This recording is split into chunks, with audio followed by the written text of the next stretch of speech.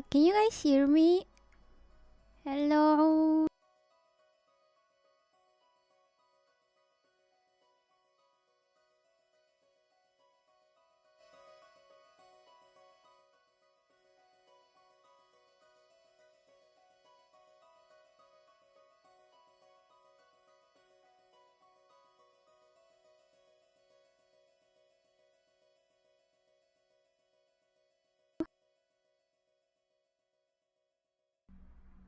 Hello? Can you guys hear me? Hello? Hello? 1, 2, testing. Is the mic working? Hello? 1, 2, 3. Hello! Sorry, I was not muted. So, what happens when I don't stream in a while is that my computer forgets absolutely everything. It's like it doesn't save my settings. So, my mic was set up to default, and default means nothing, means no mic. So, I was literally I wasn't even talking. I didn't say really much. I was just asking if you guys can hear me, and then I was like, why is my mic not working? Is the BGM too loud? Is it okay? Is the BGM okay? Because I remember once I asked if the BGM was okay, and nobody responded, and then I checked the archive and it was so loud. Please let me know if it's too loud or if I should lower the volume, and then we can start with the stream. I'm gonna tie back my hair. BGM is fine. Thank you. Oh my god, it's so hot today. It's so hot. As you know, it's summer where I live. This is the southern hemisphere, so it's finally feeling like summer. It's really hot. Sorry guys for being late, because I haven't streamed in such a long time.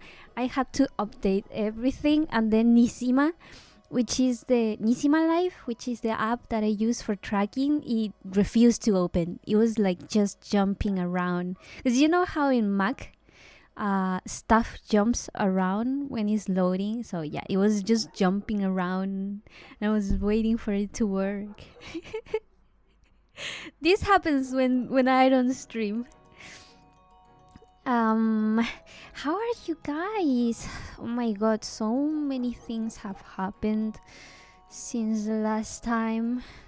When was the last time that we streamed?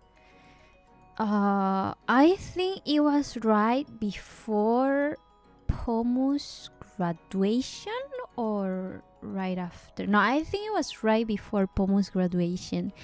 After Pomu's graduation, Kyo was announced to be graduating in Nijisanji, and now Selen was terminated. So yeah, I love Nijisanji a lot, so it's been affecting me a lot. I haven't been like with a lot of energy. Haven't been feeling with a lot of energy. Haven't been able to finish my commissions either. So yeah, I want to finish this sketch that I did last night, and then if I have time, I'm gonna work on the commission I'm working on. I'm so sorry for my clients, cause like I'm so inconsistent and stuff. Anyways, how are you guys? It's been such a long time. Like a month? Sort of. A little bit less than a month, but almost a month. But besides that, I'm okay. Been like with a little bit of a headache now and then. I have to check with the dentist. I totally forgot. I was supposed to call them today, but I forgot. Cause I feel that maybe my body is rejecting the bone graft that I had last year. So I have to check that, because we don't want a potentially deadly infection. But it's not hurting. It's not. It hurts like my head a little bit sometimes, and I clench my jaw a little bit more when that happens. But it's not like a big deal. It's just that it feels weird. It's like the I've had three two like wisdom teeth extractions, and two of them included another molar because of previous dental treatment failures. But I was removed those molars when I had my wisdom teeth extracted in two different occasions. So the one in my lower jaw, that one was a couple of years ago, and that one took a while to heal, like 3-4 months. But after that, it was pretty okay. Didn't hurt at all. And then the surgery that I had last year included two wisdom tooth extractions, wisdom teeth extractions, and one molar extraction. And because one of them was so severe, I had to get a bone graft, which is pretty much just like cow bone that they grind and put in your jaw, like in the space that is removed. And then that helps the bone, the jaw, the bone of the jaw regenerate.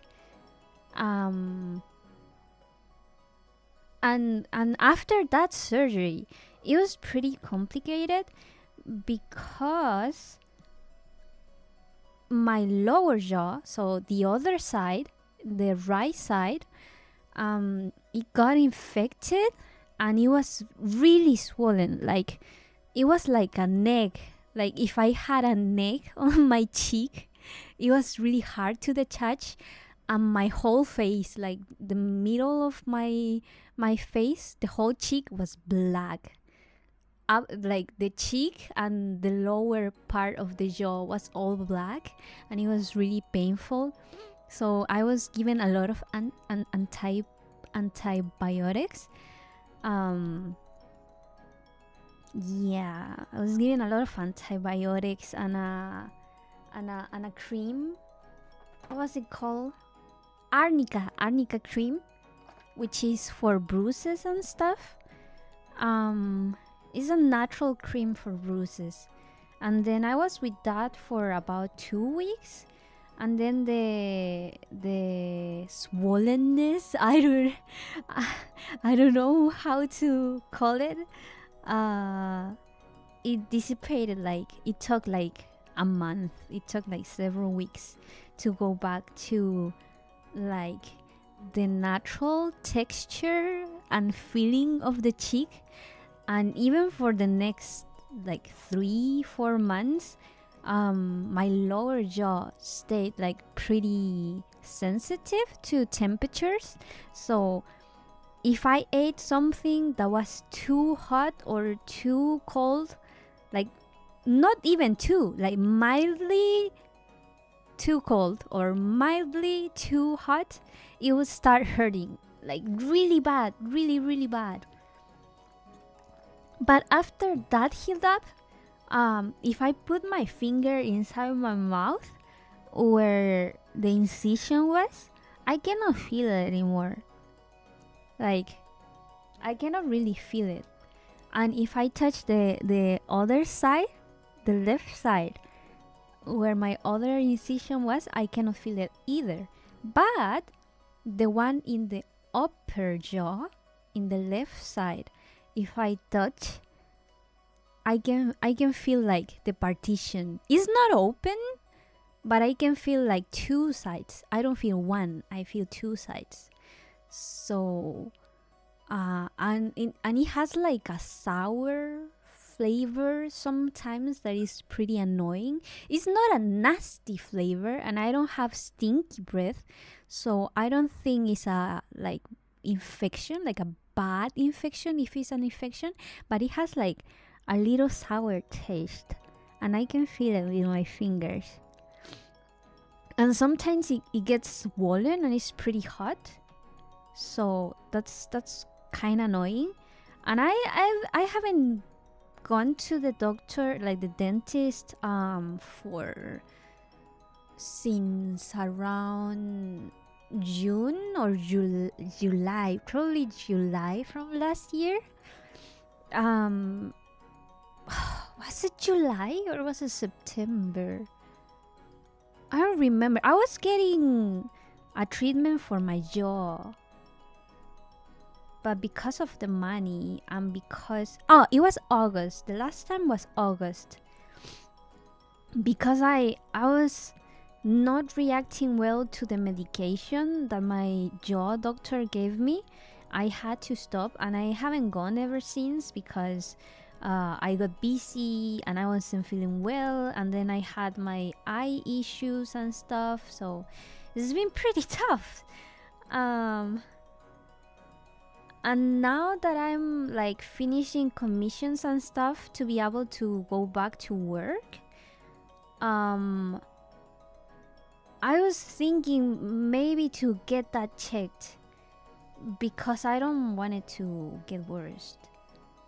Plus, sometimes it also gives me pretty bad headaches. So maybe it is a good idea to have it checked out by a doctor. Anyways, the point of the story is that I was supposed to call today and I forgot. Cause I woke up pretty late, and then I had lunch pretty late, and then ever since then I've been cleaning. This is pretty annoying to clean dog hair, you know? It's really, really, really annoying to clean dog hair. Because you vacuum one side of your room, and then you go to vacuum the other side, and you're like, I'm finished. And then you turn around and check the other side that you already cleaned, and it's already full of fur. Apple bottom jeans with the fur. Everybody looking at the fur. It is dog fur. It is dog fur. My dog sheds a lot of fur. Yeah. So yeah. And then you go back and you clean the fur. You vacuum the other side again, and you're like, okay, now it's finished, finally. And then you turn around and it's full of fur in the other side. It's like, why? And no, I don't have a Roomba. I don't have like those robots, like those Roomba robots that are vacuums. So I have to broom, and I have to use the broom or use my dog vacuum. Because I have a dog hair dryer that works also as a vacuum, so I use that for my room. So yeah, it's pretty annoying. And it's not even that my room is so big. It's decent sized. It's like medium size. Anyways. Sorry, I was ignoring chat because I was telling like the stories. Oh yeah, hello Crafter, hello Hyuka, hello Cici, hello Itsumarin. So many shit happened in the VTuberverse. Yeah, it's crazy. I've been trying to avoid Twitter, but you know, I one of the things I like to do is go to Twitter to look at pretty art. And I've been scrolling on my For You page to find like pretty art, because sometimes I find new artists, but it's been all flooded by VTuber drama, and it's so depressing. It's a shit show right now. Yeah, it is. Like before that, it was Genshin drama, and now it is Niji Sanji drama. What happened? You wanna hear what happened? Legitimately, all my clothes have cat hair since my cat likes to lay on me. Yeah, my dog likes to lay with me on the bed. He likes to be next to me, and he likes to play like jumping and biting and stuff. So I'm always full of dog hair. And I have to use the hair dryer to like blow the hair out of my blankets, because I think I'm allergic to dog dandruff, and the hair from the dog has dog dandruff when you haven't like baited the dog for a couple of weeks. I bait him every like month and a half. 7 cats! 7 cats! Just so many cats! But do they sleep with you? Do they sleep in your room? Or do they sleep like in another room, different places, their beds? My dog sleeps next to me. He has his crate. But when he's not in his crate, he sleeps either on the floor or on my bed. Crap. And he really likes being on my bed. So I have to blow the hair out of the sheets, because lately I've been having pretty bad allergies. And it's not even like dog allergies. It's dandruff allergies. Dandruff. So yeah. I have to clean the floor every day or every other day. And I shake and blow my sheets every other day as well, because otherwise it hurts to breathe. Literally hurts to breathe. It's like I feel the pain in my lungs. 3 cats sleep in your room, dude. How do you even breathe? You're like a walking being of cat fur at this point, like walking around downtown full of fur.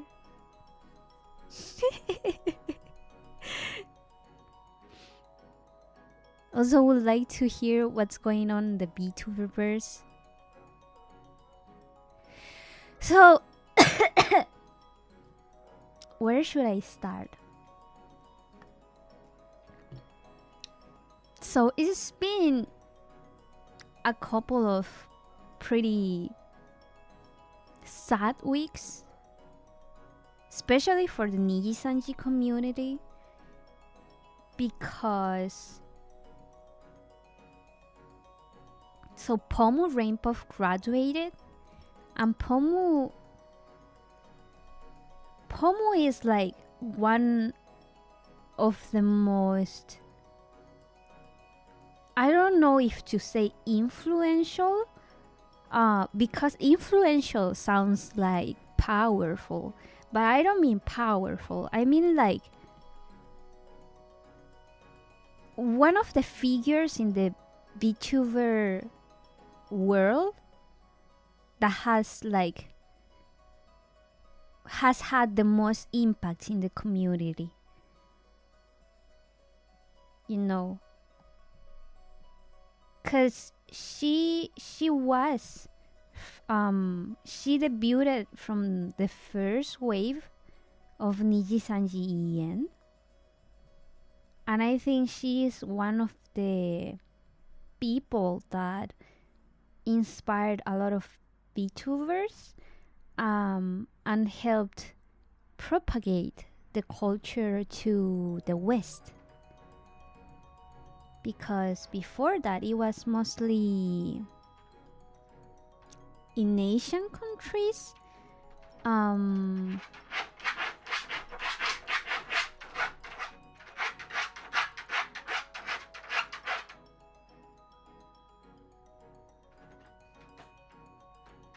It's my dog. He woke up.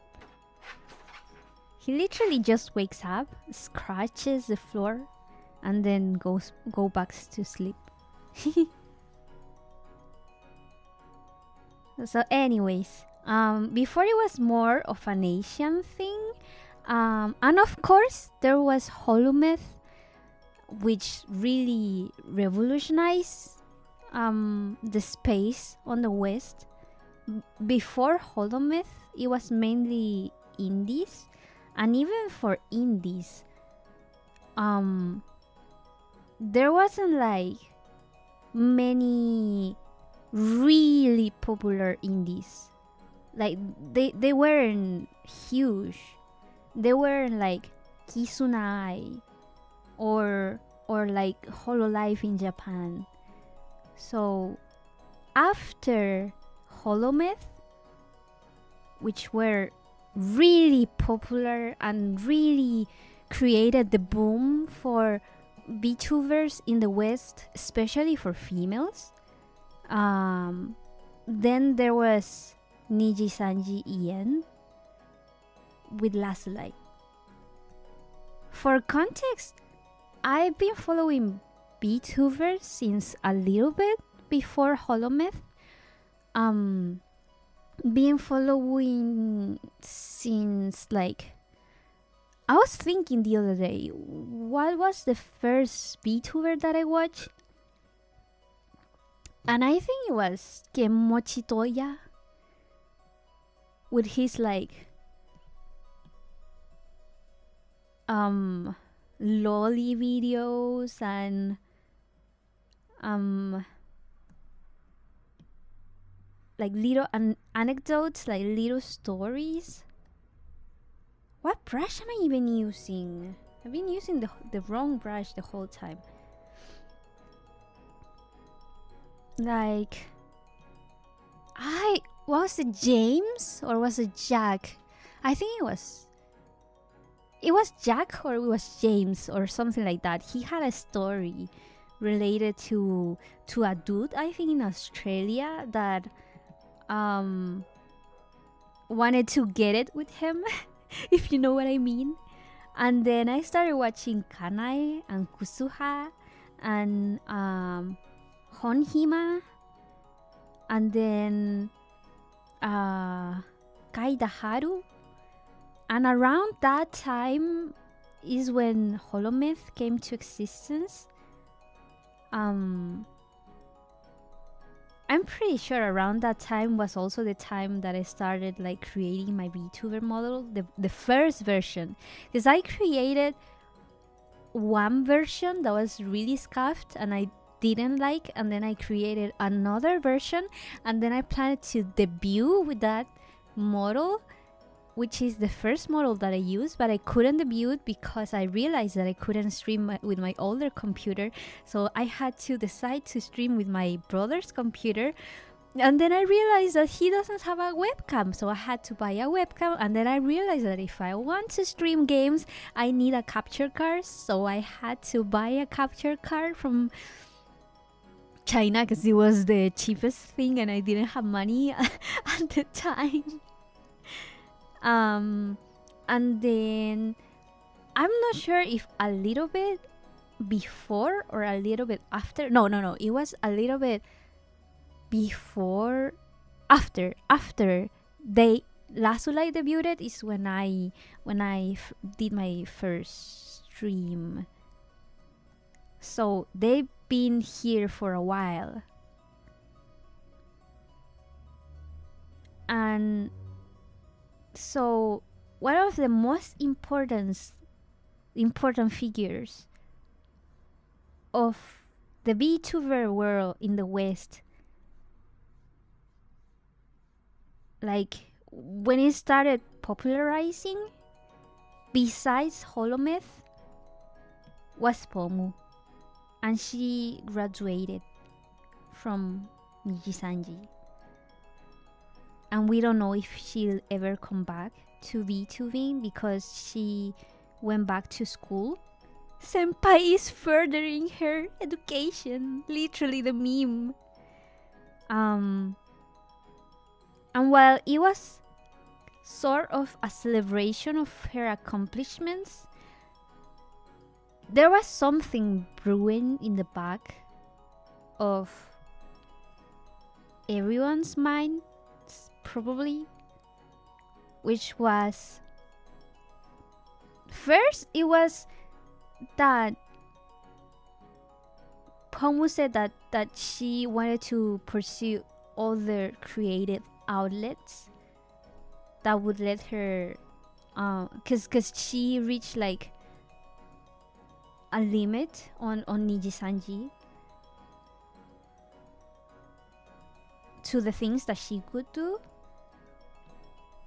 And she's not the first one to express this. And then she was also talking about wanting to release her original music video for her original song, Fairy of Akiwara. So there was like a couple of problems behind the scenes that was stressing her out a lot, like permissions changing, and her having to change some things and then having to get some sort of approvals that we don't really know about. So people were already like thinking, why are you making Pomu's life so hard when she will leave so soon and she did so much for not only the community but also, of course, Nijisanji. And then when she graduated, she released all the member streams for everyone to see because she wanted to do that for the members, because she didn't want the members to have to archive every single thing. So she was like, I just make them free. And one of those videos, one of those streams that was made free, that was made available for everyone to see, was a stream where she was crying because apparently Nijisanji blocked an opportunity that was offered to her by a sort of once in a lifetime opportunity. And she was so sad that she was literally crying. Like, if you have a heart and you care for Pomu, you probably either felt her pain while watching that or even cried. I myself cried when I watched that. My theory is that it was probably a Metal Gear chance. Maybe the one that Kali from Hololive got or something similar. And Nijisanji didn't even negotiate that opportunity. They just scratched that. Like, straight say no. So she was pretty sad.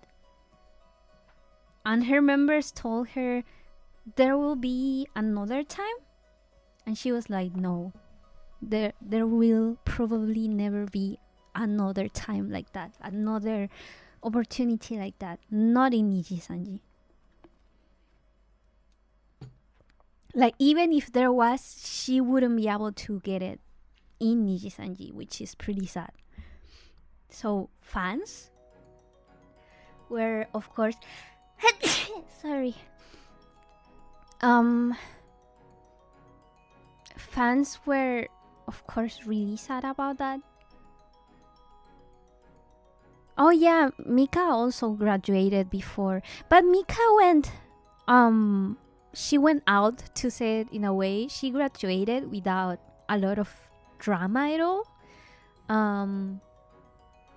Like me myself, even though I was sad when I watched the graduation, I actually felt happy for her, because I know that she will come back at one point or another, and if she doesn't, I know that she at least is happier now without all the pressure. And we recently heard something from someone that sounds just like Mika on Kuro's stream that we know is so yeah, there is a big chance that she will be back. Maybe Bishoujo. Maybe.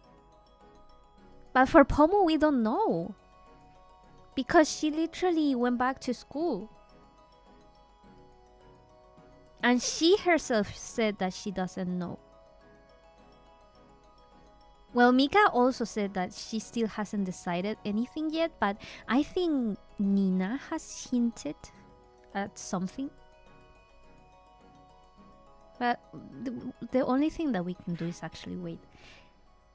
Anyways, the thing that created the drama wasn't really Mika, because Mika, Mista, and Nina had pretty quote-unquote happy graduations, quote-unquote.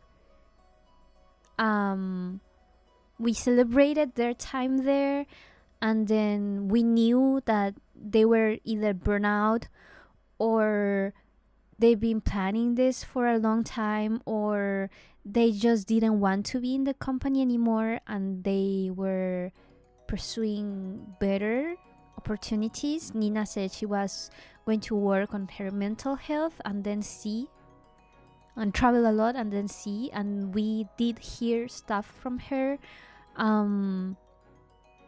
like after graduation, like she was hanging with Niji-sanji members and stuff. And then Kuro came back pretty fast, and he's having a great time now and stuff. I would say there wasn't really a big controversy in the time that they graduated, while of course it affected the community in a sad way, because we all love them and we don't want them to leave, and we want them to keep playing and streaming with our favorite like people in Niji-sanji. At the same time, one can be happy that they'll be pursuing bigger opportunities. Same with Pomu. I really hope she's pursuing bigger opportunities and in the future, and that she has like a nice time going back to school and stuff, and that the pressure is lifted from her shoulders and stuff. Although I never ever expected Pomu to go this soon. At least I can hope that she will be happier in the future. But the controversy wasn't like them graduating. It wasn't them going away. It was more because we found out of Niji-sanji holding opportunities from them that sounded like pretty unreasonable, and permissions and stuff getting so strict that, for example, for Pomu, she was barely sleeping like 2-3 hours a day waiting for the approval and changing and stuff. And then she graduated. But before that,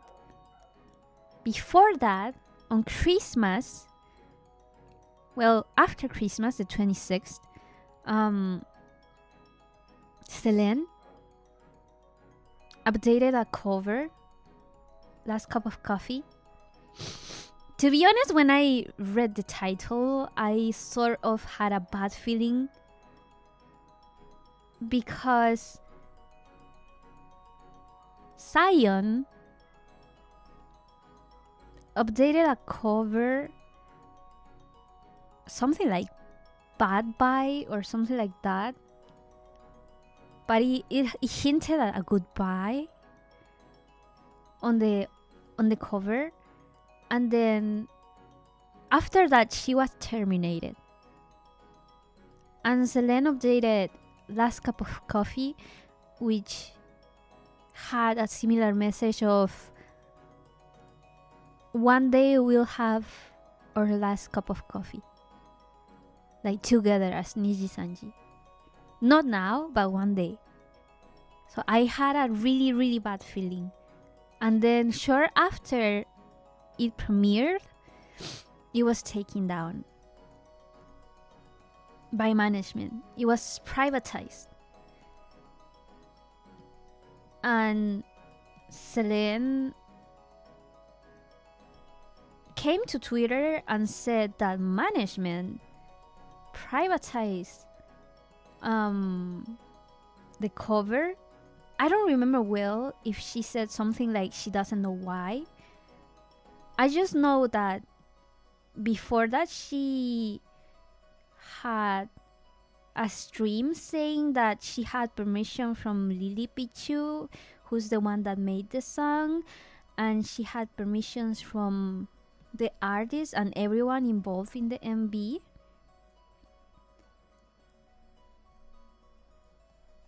So it should be good to go. And she had been planning the project for a long time. And she was really frustrated, sad and mad about it, and told fans to re-upload it. When I saw that she posted to re-upload it, I had such a bad feeling about it, because I was pretty sure that it was probably against the rules to do something like that, to ask people to do that. Like, fans can upload it themselves, but the VTubers, the livers cannot ask fans to do that for them. So after that, she disappeared for 2 days and merely left a message under the tweet saying if she had all the permissions, because this generally doesn't happen. And if you are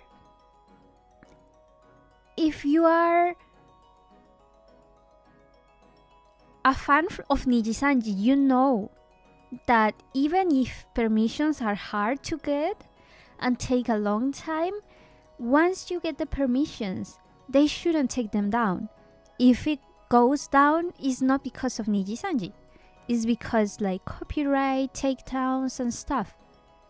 So this shouldn't happen. But Selene had said that she had the permissions on a stream before it was even posted. Like the thing, the video, the MV. So some people were thinking, is this related to something between the arts? The art that wasn't approved? Maybe there was a miscommunication with management about something being approved that wasn't really. What was it? We didn't know. Until now, there's still not an official answer, but there's a leak. But we'll come back to that. Anyways, Selene disappears for 2 days. December 26th, Millie does that comment. Some people are saying like, oh, she's like, I don't know, making fun of Selene or being shady and stuff. I myself saw it like someone commenting because maybe Selene didn't respond privately and she was worried or something like that. Because I know, well, everybody that has watched Nijisanji for a long time know that Millie and Selene have a good relationship, that they get along on collabs. If they didn't get along, it would be awkward. They wouldn't collab, they wouldn't do off collabs, and Millie generally includes Selene on off collabs and stuff. It doesn't sound like there's an issue there, right? Anyways, 2 days passed. People are worried because Selene hasn't said a thing, and then Selene comes back around December 28th saying she had an accident, she was in the hospital, and her parents were taking care of her now. And besides that, we didn't get details. Nijisanji didn't say a thing. And after that, a little bit over a month passed without us knowing anything from the official accounts, which of course made a lot of fans worried, me included. When I read that she was in the hospital and had a quote-unquote accident, to be honest, I did think that the worst had happened, because even for me, to the people I know, it's hard for me to describe what happened. In other words, other than an accident, if you really don't want to talk about it. And if it was a company, they of course wouldn't say what happened, because it feels sort of like being outed. It's something that the person has to be willing to tell, and even if she was willing to tell, it wasn't a really good look to the company, and Asian companies don't like that. It's the nature of an Asian company. They don't like that. Mental health stuff, they don't like it. Like Beomham from Korea, he was a K-pop trainee. He talked about self-harm, and he was fired from the company just for talking about self-harm, even though it didn't mean it was. Wait! Thank you for following, Mari. Hey. Even though it wasn't like anything bad related to the company, they fired him, and it was like, why? But it's something that happens with a lot of Asian companies, that they don't like that sort of stuff. They don't like to deal about it. They don't like to talk about it. Like, I myself consider myself lucky that my company has been very understanding of me. But I know that not everybody is in that position, because not every company is as understanding and caring about their workers' mental health. Or even if they care privately, they don't want things to come out publicly, you know.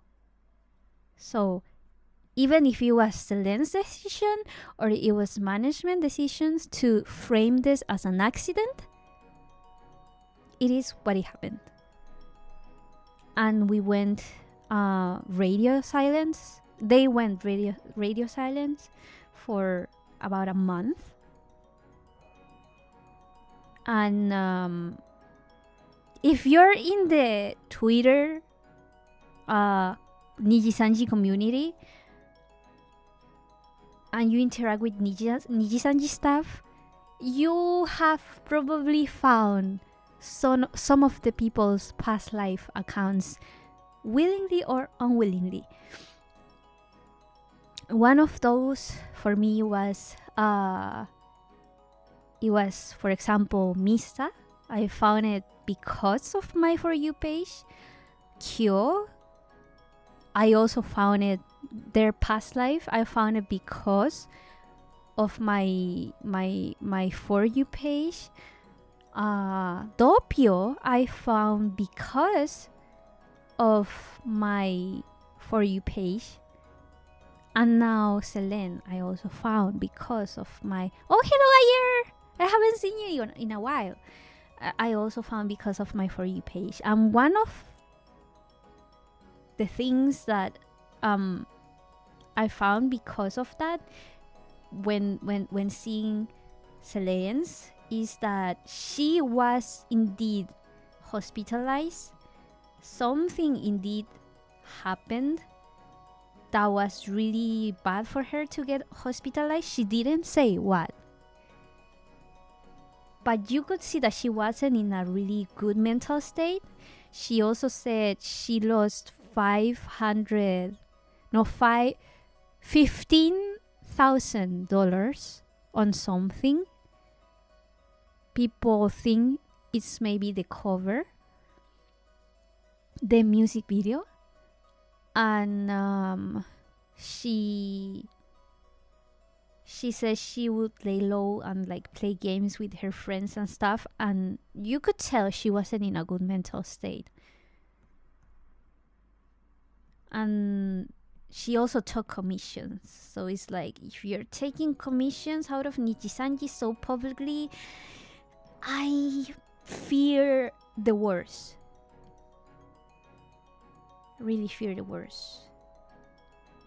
And then like researching, I also found out about like her circumstances before Niji-sanji, and they were already not that good, but I think I will leave that out of the story. If you want to find out, you can find out, but like, it was family related. So anyways, a month passes. Pomu graduates. There's barely any mention of Selene, except for a short mention that Pomu said Selene wasn't in her graduation. And then there was this announcement of Kyo also graduating. So pretty tough times for Niji-sanji, we believed. And then suddenly yesterday, a notice was posted by Niji-sanji, a really long notice saying that Selene Tatsuki from the second wave of Niji-sanji Ien, Obsidia, has sadly been terminated. But this is not the end of it. The notice was a science style notice, meaning it was pretty long. Pretty long. And I know some fans will say, you shouldn't have done that, you're throwing your talents under the bus and stuff.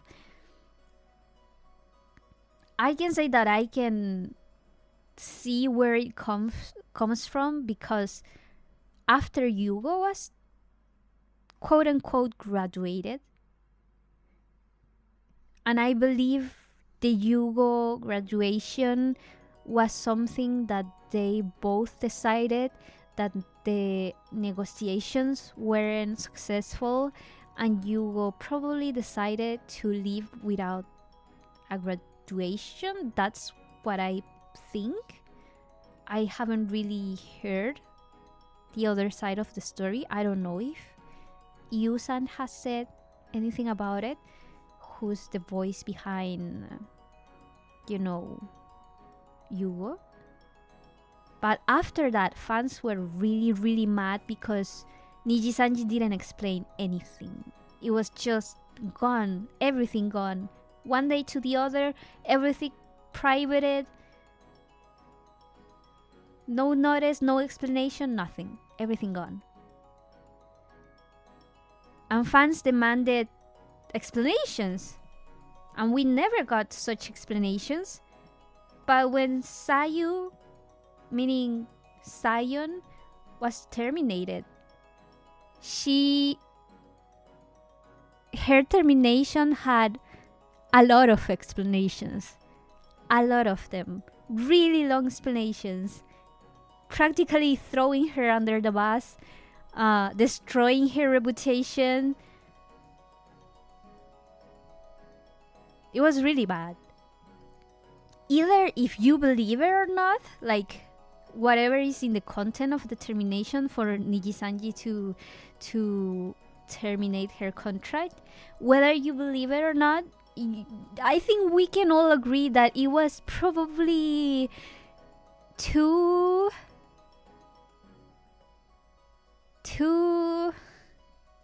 it wasn't a good notice. It wasn't nice. Like, even if you want to fire someone, you shouldn't like publicly execute the person. I think that's not a nice thing to do. If you get fired, you get fired. You can say, this person broke the rules, so we terminated the contract. Short and nice. Like Hololive.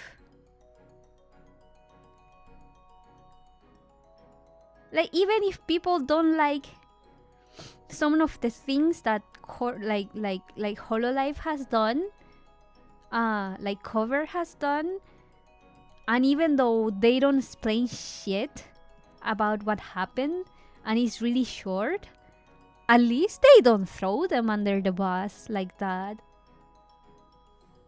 Like, yeah, people want explanations, but you either explain it fully, transparently, or say the least amount of things to not do damage to either side, not do damage to yourself and not do damage to the other party.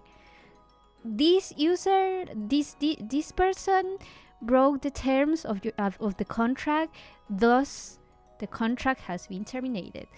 The user was warned in the past, they didn't follow that, thus they were terminated. You can just put that and put it to the end, or be fully transparent. Not the middle ground. Not like first that. Second, I'm gonna take the middle ground here, because I feel like a lot of people are not reading things well. I'm gonna explain this first, the side of the people that are mad first, and then try to think a little bit like how a corporation would think. First, they said that Selene broke the rules. She posted the MV without prior approval, that the MV was sent the 24th. It wasn't even the final approval. She posted the thing anyways, and it was taken down, and then Selene did the tweet that she did, which they took Selene slandering management because she said that management privated thing without providing important context. And she was already in the past given a warning about stuff like probably like tweeting stuff impulsively like that could damage the company. Thus, she was given an ultimatum in the past.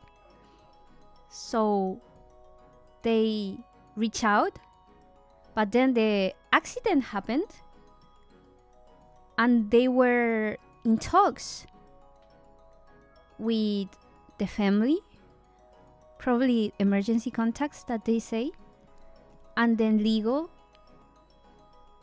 and then couldn't reach an agreement.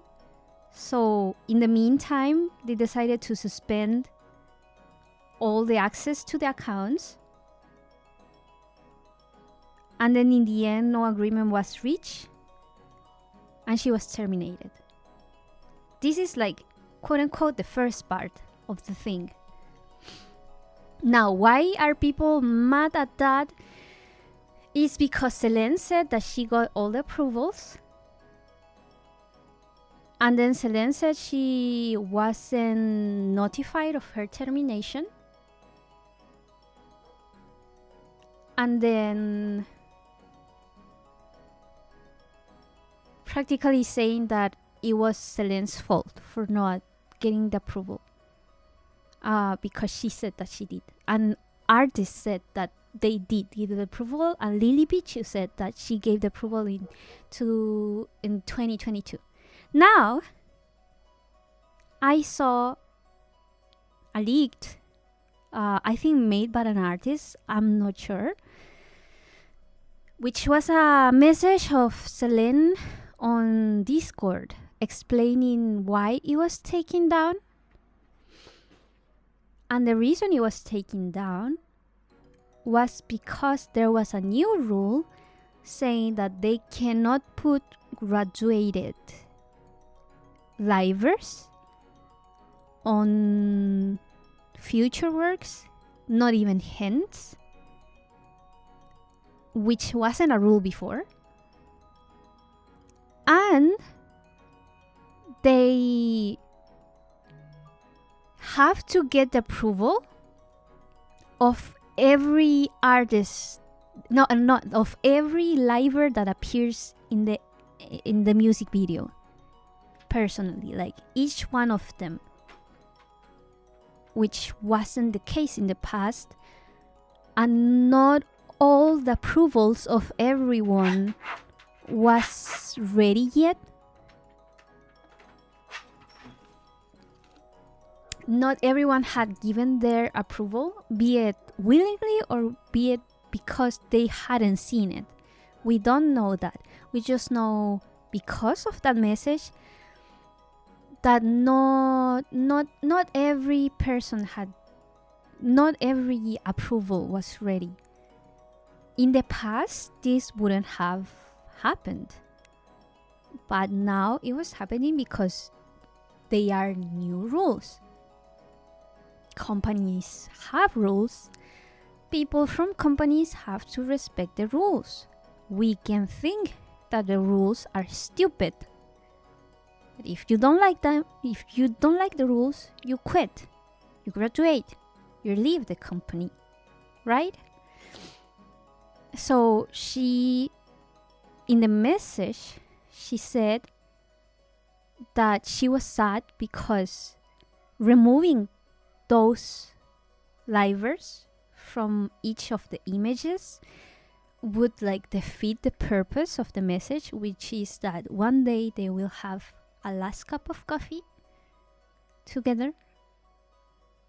And she didn't know like what will happen and stuff, and was pretty sad about it. And I can empathize with that, of course. The point of this, even though I feel that the rules are stupid, the point of this is that the approvals weren't done because of the new rules, and it had to be taken down, which is pretty stupid because it is such a bad PR move to remove a Christmas present for the fans, because your stupid company works from the money and the views of the fans. But rules are rules. Even though they're stupid, rules are rules. And that was the reason it was taken down. So, if Selene broke the rules and she had an ultimatum, then she was, of course, terminated. Like, this is fact of the matter. This is not like, if I'm happy about it, if I agree with the rules, that's the fact of the matter. If she broke the rules, corporations will terminate you. Companies will terminate you. That's just how life works, you know, especially in Asia, especially in Japan. The problem now, like, I understand the terminating part if you break the rules and you say stuff that is against your company.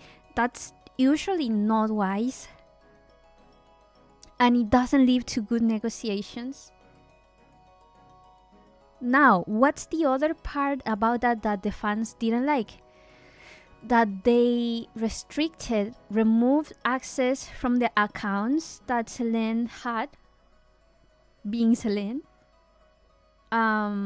because there wasn't an agreement reached at that point, which is understandable, because like, if you feel that the worker is going rogue and is going to post stuff, or you don't know about that, then normally if you feel that maybe things won't go well or are not going well, or the person already has an ultimatum, then like removing access is the safest thing as a company that you could do until you reach an agreement with said party.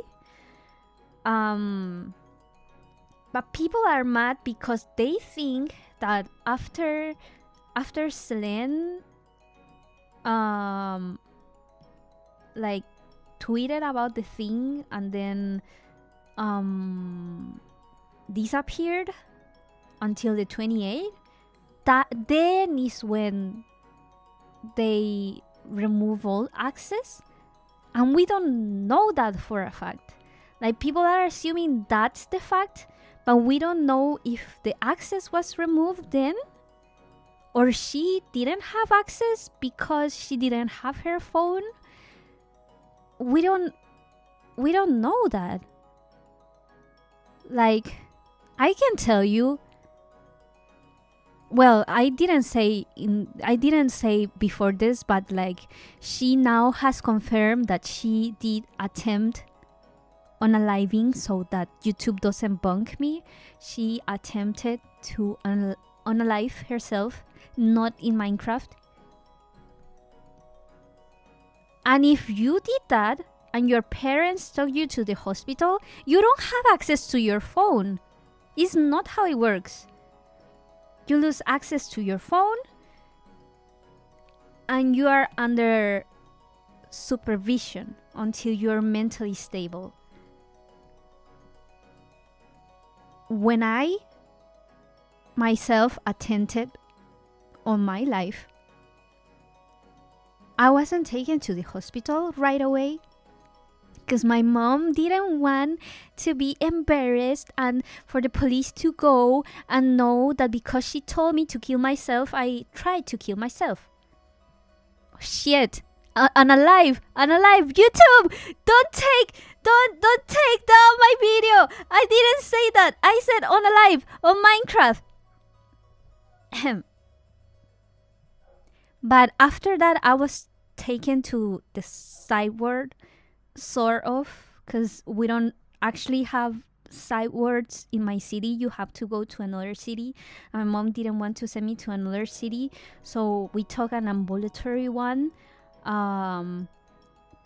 which was like a retirement house with little people in, like little, I mean not many people, in the valleys, like outside of the city, and they took away our phones. I didn't have access to my phone. I didn't have access to social media or communication with anyone. And all of the rooms and bathrooms were unaliving safe. So they take away everything you have, and all of the rooms are safe so that you don't cause more damage to yourself in any ways. Even the bathrooms are all secure so that you cannot use stuff to harm yourself. So if Selene attempted and they put her under surveillance, and Nijisanji says that they were communicating with her emergency contacts, there's a huge possibility that she didn't really have access to ways of communication and asked someone to post that. That's one one option. The other option is that she had her phone back and post that, and after posting that is that Nijisanji took away permission. The third option is that they took away permission, and then Selene, while the talks were going on, that Selene asked some manager to post that for her. Those are the options, pretty much.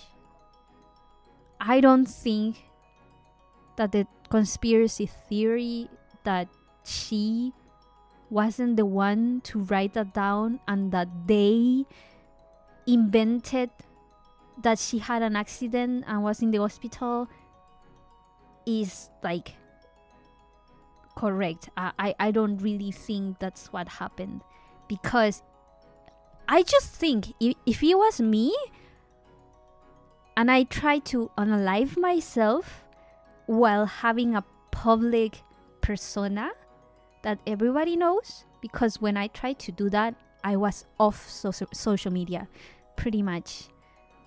I had cut down Facebook, I had cut down Instagram, I was not on social media. And I was pretty irrelevant at that point. I had like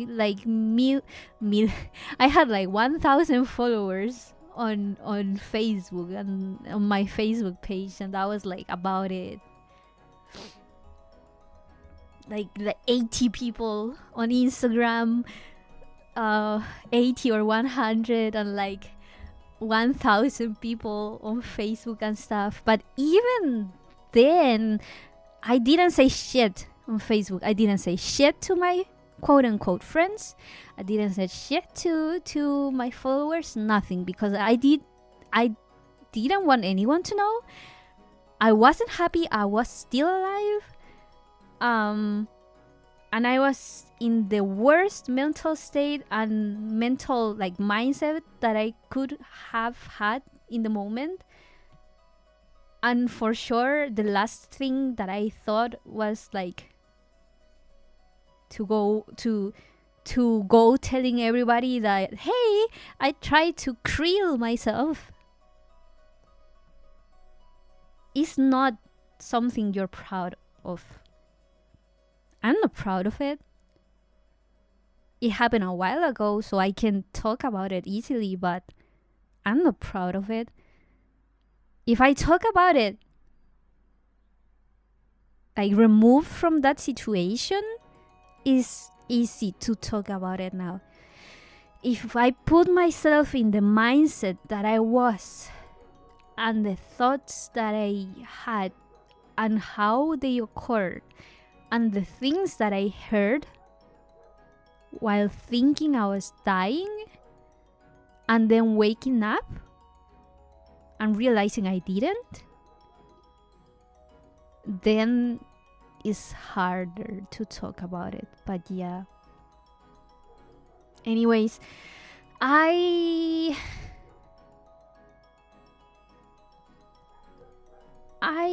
don't think that she at the moment wanted to talk about it. Maybe she's ready now or maybe not, but maybe she didn't because she still had hopes that this would end in a nicer way that it is now, that how it ran down and stuff. So I don't think that the theory about them inventing that she had an accident was correct, or that they tried to cover it up. Maybe they did try to cover it up because, you know, like I said, companies don't like to talk about mental health at all, especially Asian ones. So maybe they did say that she shouldn't mention it on her personal and public until they reach an agreement. I don't know if the talks of the agreement that they tried to reach were of a graduation, but we know now that Selene said that she tried to go nicely the 26th, I think before she went to the hospital, I don't know. And maybe that didn't go well, and then the legal was involved. I'm sure that when legal gets involved, everything goes to shit. That's the reality of it. I thought about it before in my teens and 20s. I never tried though. I did do... Oh. I myself didn't do self... You know...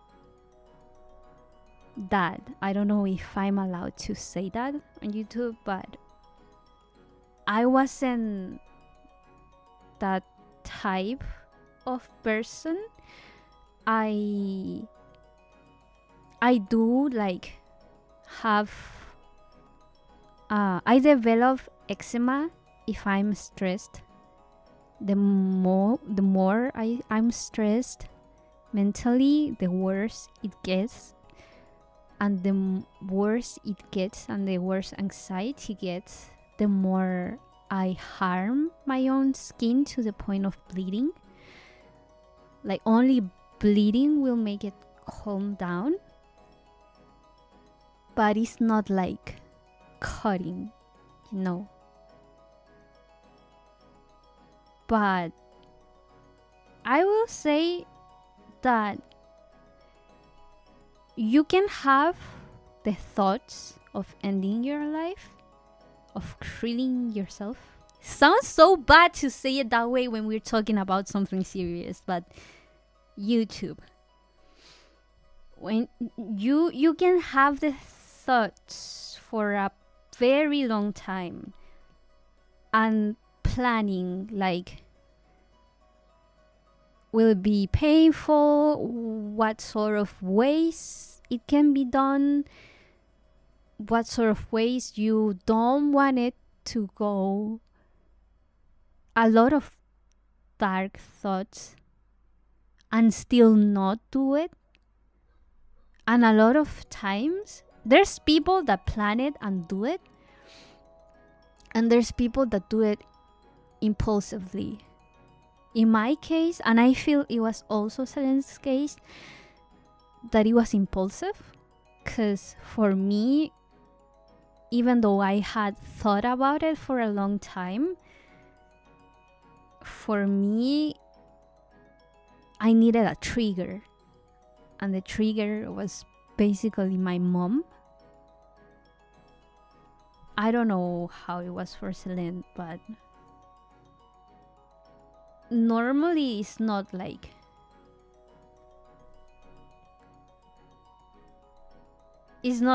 oh, this shit happened and now I want to kill myself. No, normally it's something that happens over time that you have contemplated in the past. And I did see a message from, Doki Bird, who's Celine, in the past, that she said that she was barely hanging on and streaming was her reason to hang on to life and stuff. And if they decided to terminate her, then maybe that was the reason. But I think it also has to relate to like toxic family environment. I mean, because of the things that she has said in the past, I'm only 17 and I've been in those dark places. I have tried multiple times before. I was younger, but even those dark times, I had one good person that helped me come back. Mental health is seriously important. I hope she's living a better life than she was then. I mean, it just literally just happened, so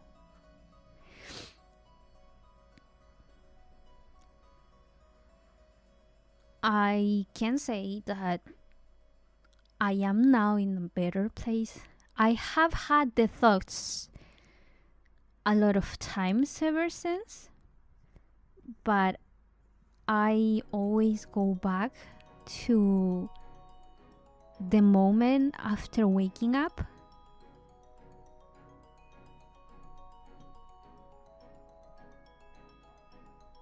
Like how it felt. And then even after going through a lot of therapy and stuff, and trying to adjust to the life my mom wanted for me, and realizing that if you're fucking going to suffer and die anyways, like, because everybody dies, either is by your hand or not, but everybody will die in the future, It's just a cycle of life. But if you're fucking going to die anyways, then I don't want to waste my time trying to be someone that I'm not.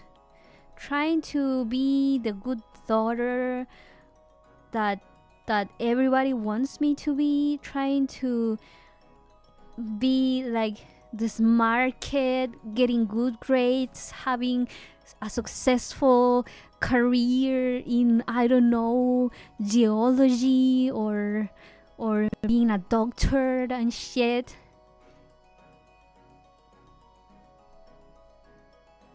If I'm going to die, at least I want it to be on my terms. At least I want to be able to say that I tried. Because before that, I hadn't.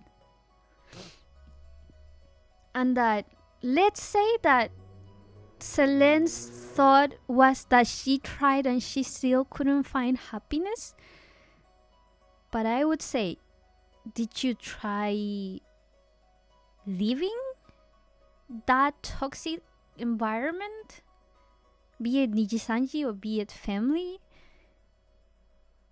Did you try escaping the toxic clutches that are holding you back? And then if you try and you can say that you have tried enough, then you can go in your own terms. At least that is my mindset for being alive. I want to say that I tried my best and I exhausted every chance that I had to make my dreams come true, and I will go down on my way. Even if I become a disappointment for my mom and my family, even if I'm a shameful daughter in her eyes, even if she cuts me out and thinks that I'm the worst person, I want to go down on my own terms, you know? Yeah, we're talking about Selena and Doki. I think that wait, the chat move I cannot see. I think that with time, most of us just find a manageable level to our mental issues. We are stressed though, so mental problems increase. See, after like all the issues and all the mental shit that I've lived through, at one point I used to think, why me? Why suffer? What's the point? And I think that the point, you'll find the point when you find a purpose.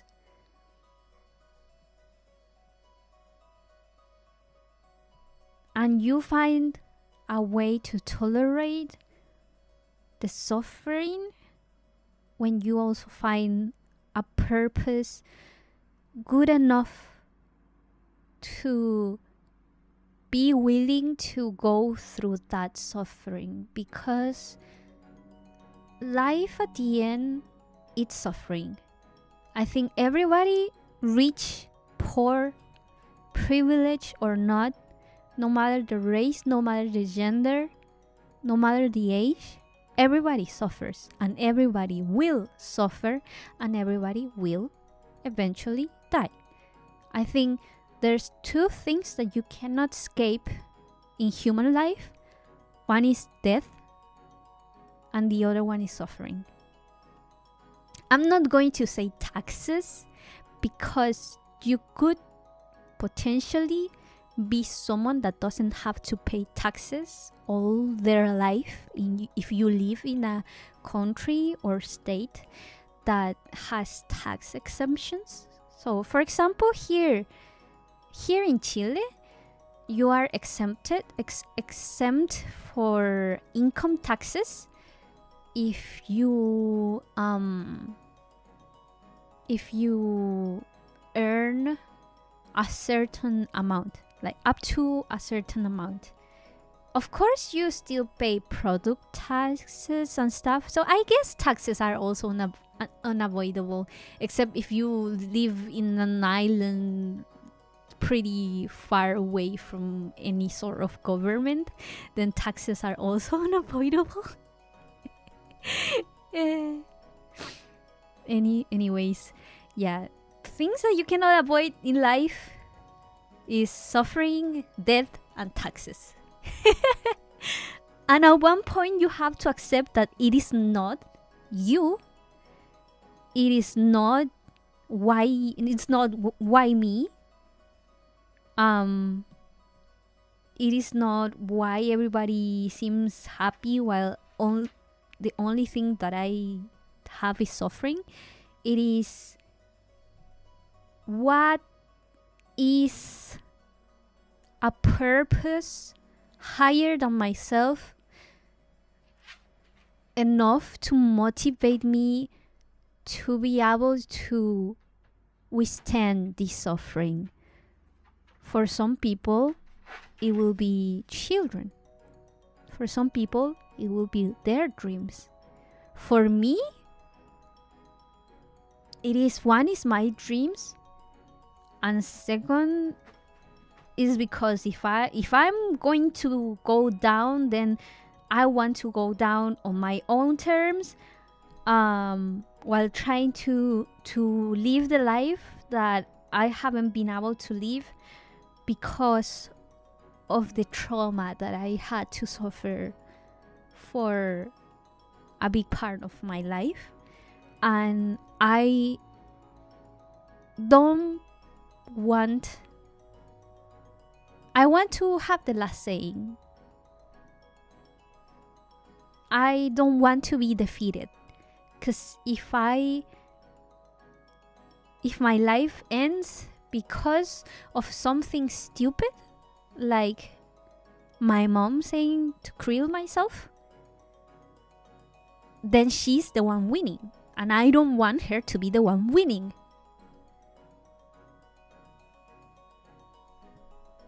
So it's kind of pride too. And of course, my higher purpose is that I don't want other people to go through the same things that I went through and think that they are alone on this life. And I want people to relate to my stories and find comfort on that.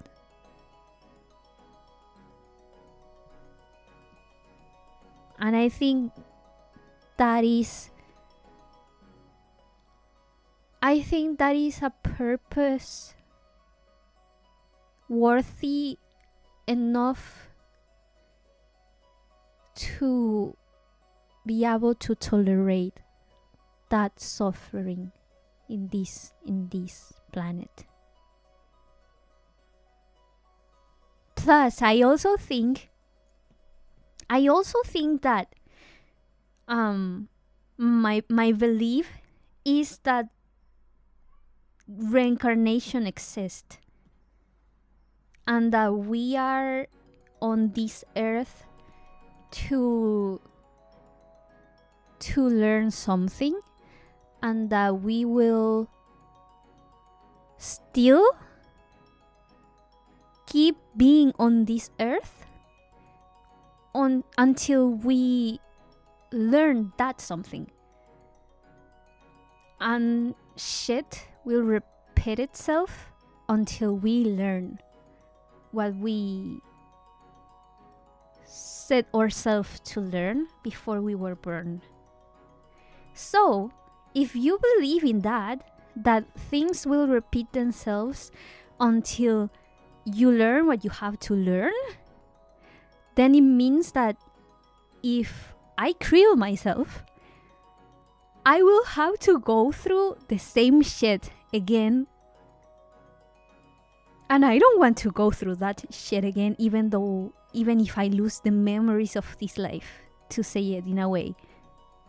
Because once was bad enough. So I want to learn the shit that I have to learn on this earth before I die, because I don't want it to happen again.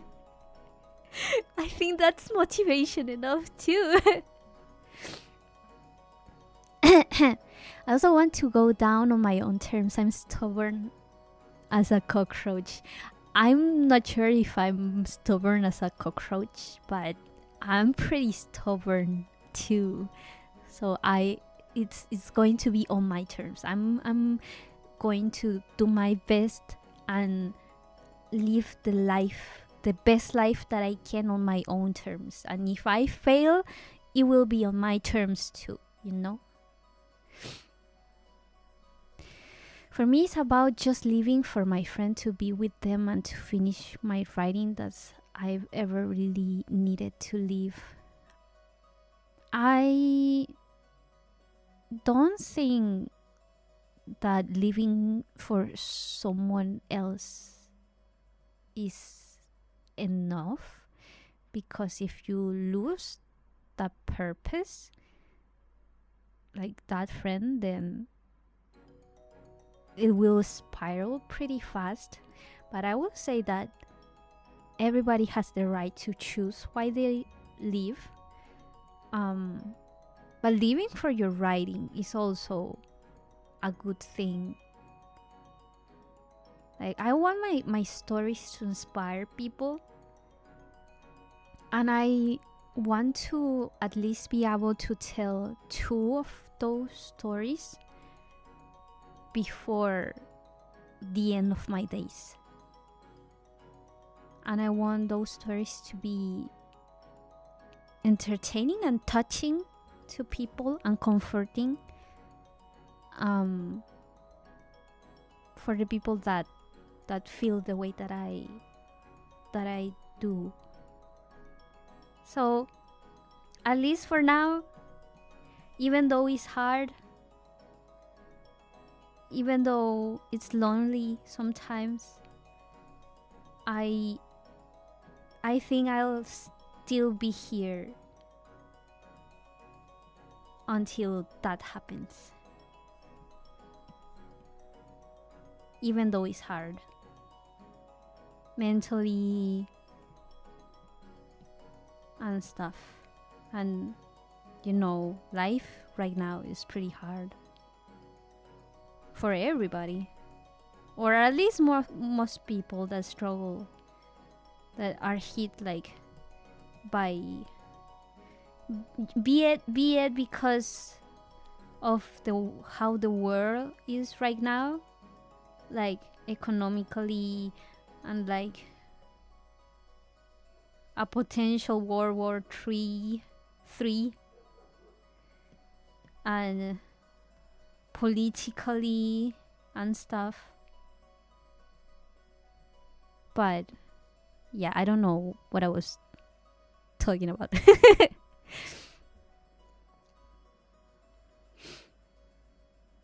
I've been working in my writing about 6-7 years. Dude, you're 17. You still have a long time to go. So don't give up.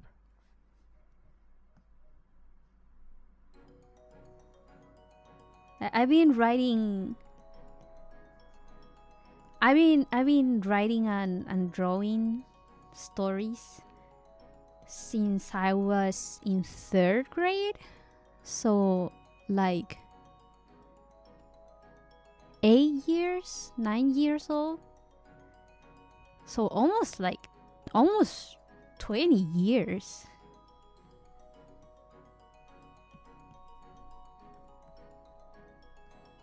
I just want to make people happy,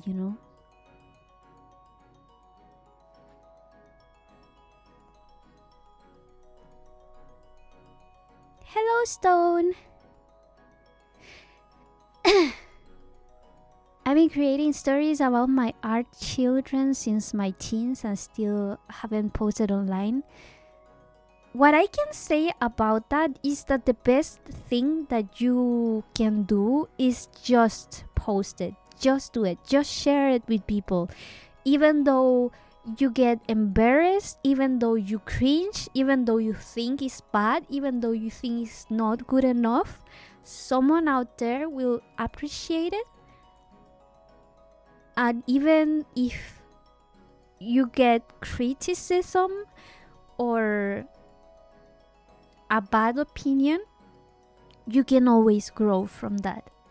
Because when you don't share your drawings, when you don't share your stories, you don't know if they are good.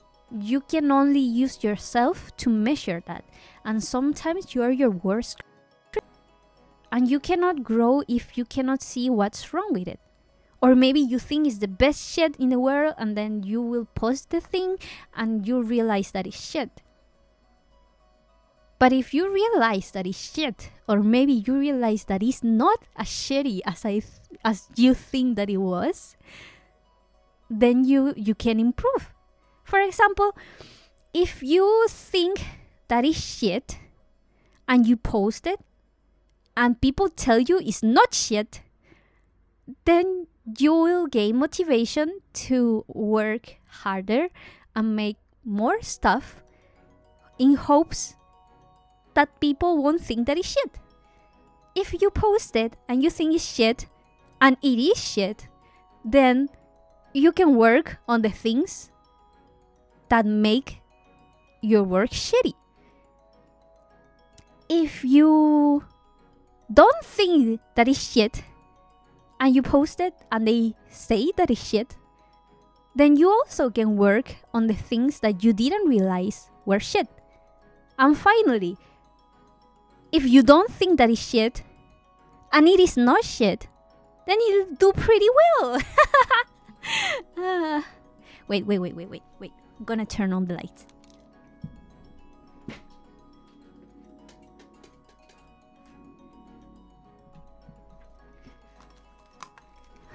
Okay, but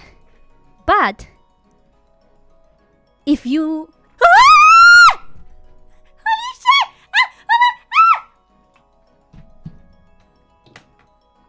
Fuck!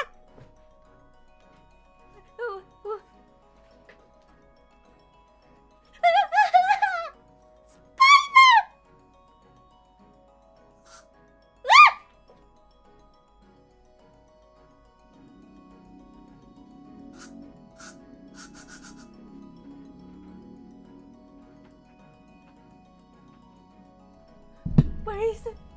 Oh my god! Fuck.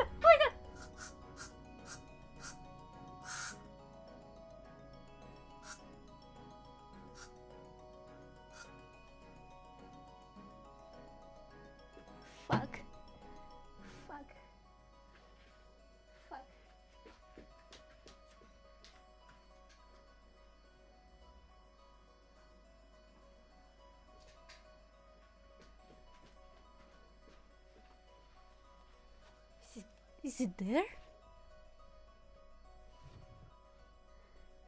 What can I use to push it?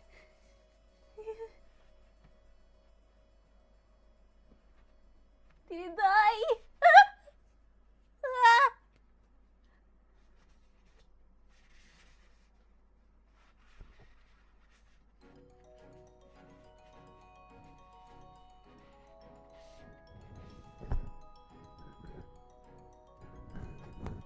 I think it's dead.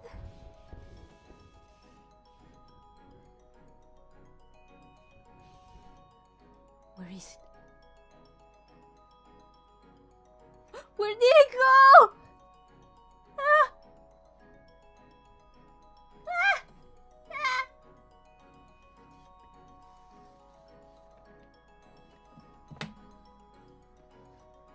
Oh no, where is it?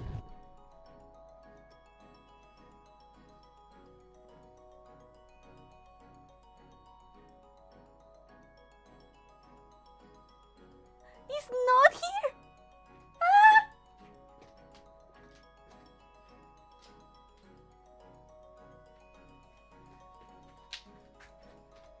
Where is it?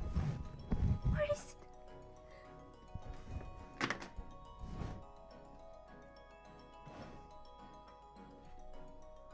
Oh, I found it.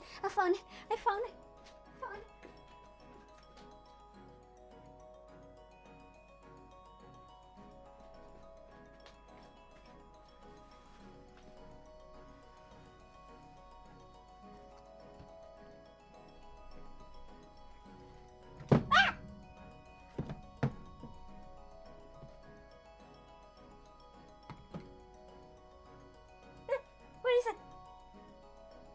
Where did it go?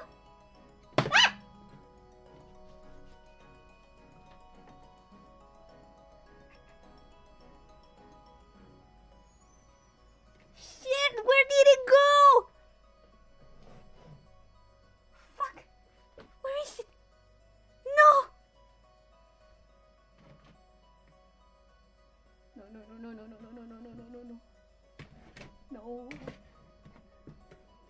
No.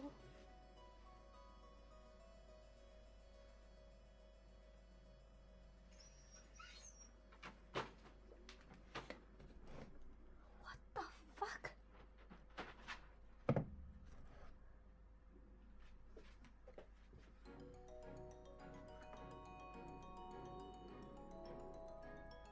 Where the fuck did the spider go?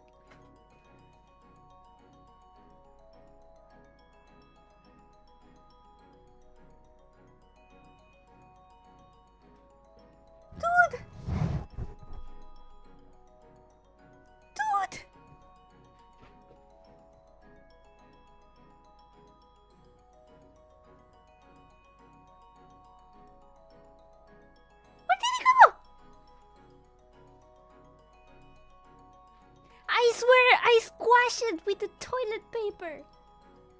But now it disappeared. My god. My god. My god.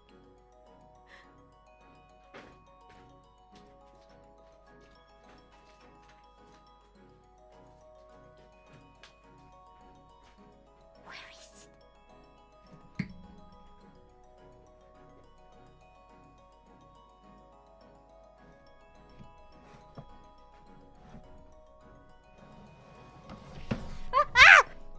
My iPad!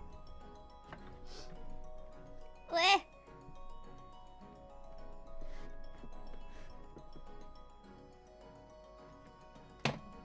Eh. Eh.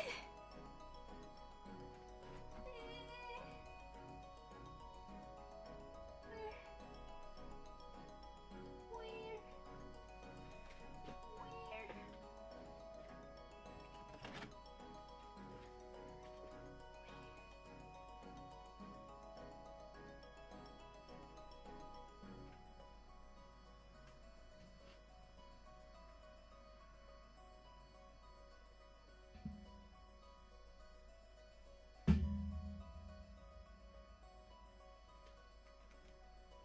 Is that it?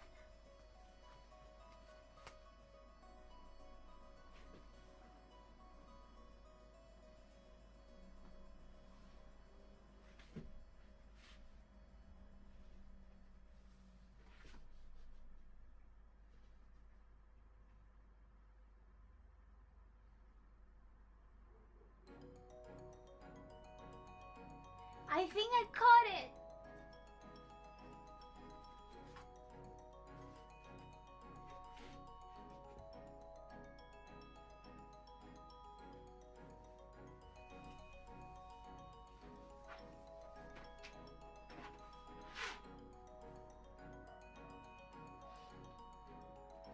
That's so weird. I have the feed.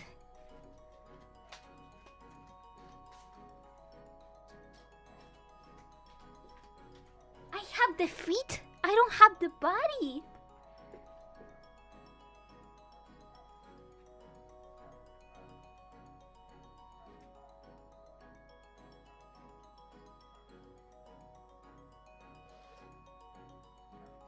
I cannot find the body. Well, if I cut the feet, it means it's dead, I think.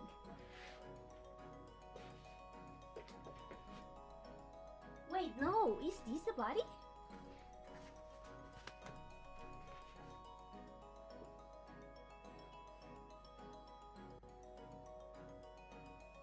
Got the body! I got the body!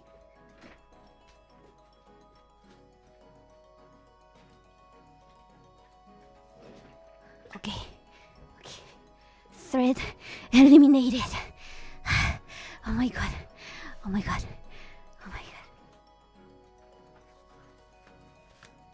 Bruh. I'm shaking. I'm shaking. Oh my god. Ah. Dude.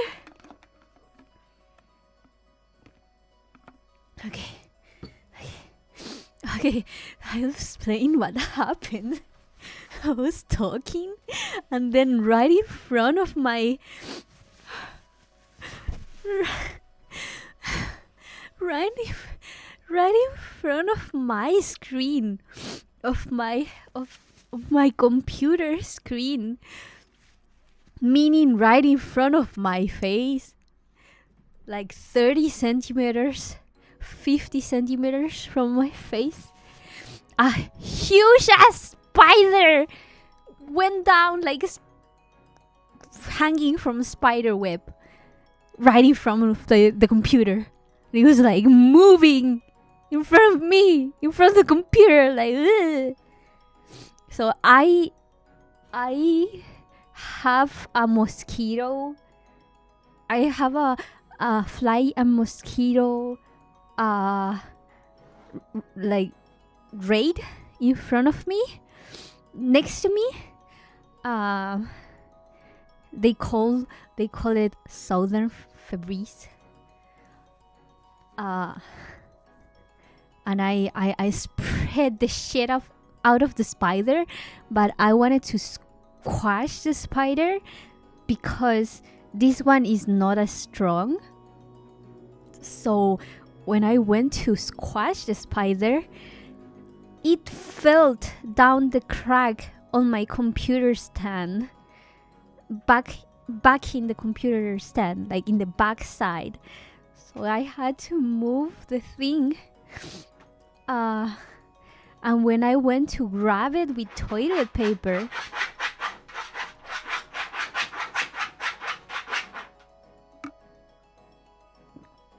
not 3 meters, 50 centimeters, 50 centimeters. So let's do math. So one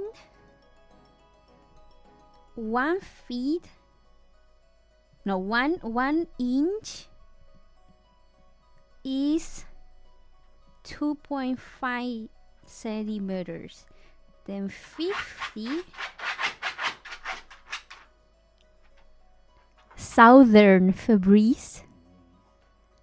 They call it Southern Febreze because it is like a spray for the south, where it's full of insects and especially water bugs. And water bugs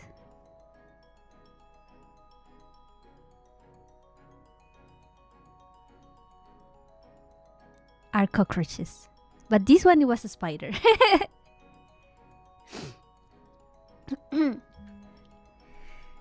Anyways, so how much is that? So 50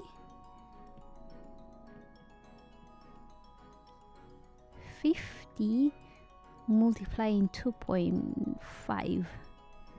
It's like,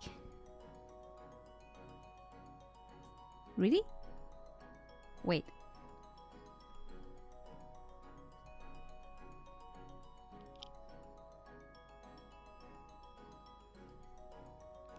Multiplied in 2.5. Really? No way. No, divided. 50 divided in 2.5. So 20 inches. Yeah, 20 inches. You have a different idea of a water bug over here. So I heard that in the south of the US, they call water bugs cockroaches, but I had a spider. But ever since I heard that, I call my raid Southern Febreze because it's funny. Because it's funny. No, it's not a tarantula. It was just a spider. It was a big spider, like an inch big. It was like an inch and a half big. Anyways, so the thing went down on my computer stand on the back of it, and when I moved it to squash it with the toilet paper, it disappeared. I don't know how it disappeared. So my theory is that it fell to the back of the desk. So because I'm using my phone for tracking and my iPad for drawing, I couldn't use Flash. So I had to turn on the switch to use the screen of the switch as my flash. So because the back of the desk is really dark, I wasn't sure if what I grabbed was the spider. And then when I checked, it was just the feet of the spider. So I threw that away, and then I found the body of the spider. It was like a ball.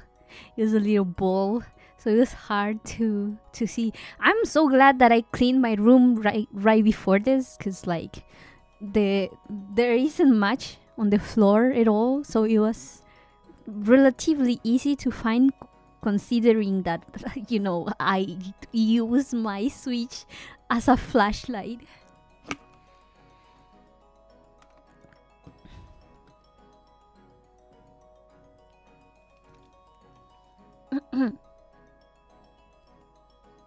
We have different types of water bugs. What type of water bug? So I saw it on a stream. It was a court streamer. He's called recovery addict, because he likes to recover stuff, so he's addicted to recovering stuff. And he was in the middle of the stream and he saw a giant cockroach. Sadly, we didn't get to see it ourselves, but he was like, bring me the southern Febreze. And everybody was like, what is a southern Febreze? And he was like, there's a water bug. And then he explained the lore that in the south they call cockroaches water bugs, and they call the raid, the insect spray, they call it southern Febreze. Switch as a flashlight. Yeah, I was using the screen of my Switch as a flashlight, which, if you have a Switch, you can tell it's not a really good source of light, but it was like the only thing that I had available.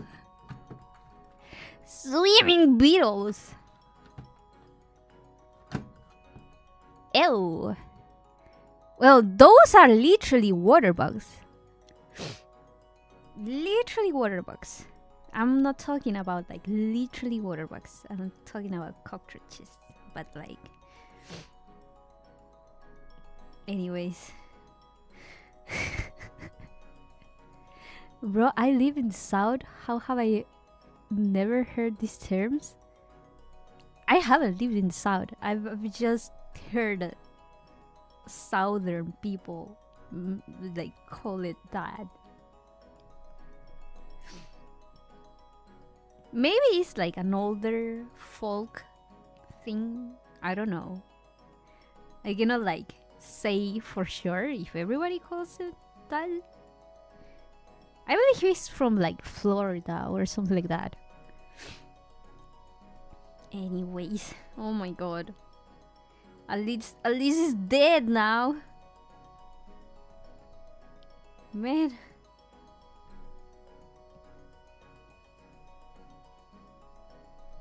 What am I even doing?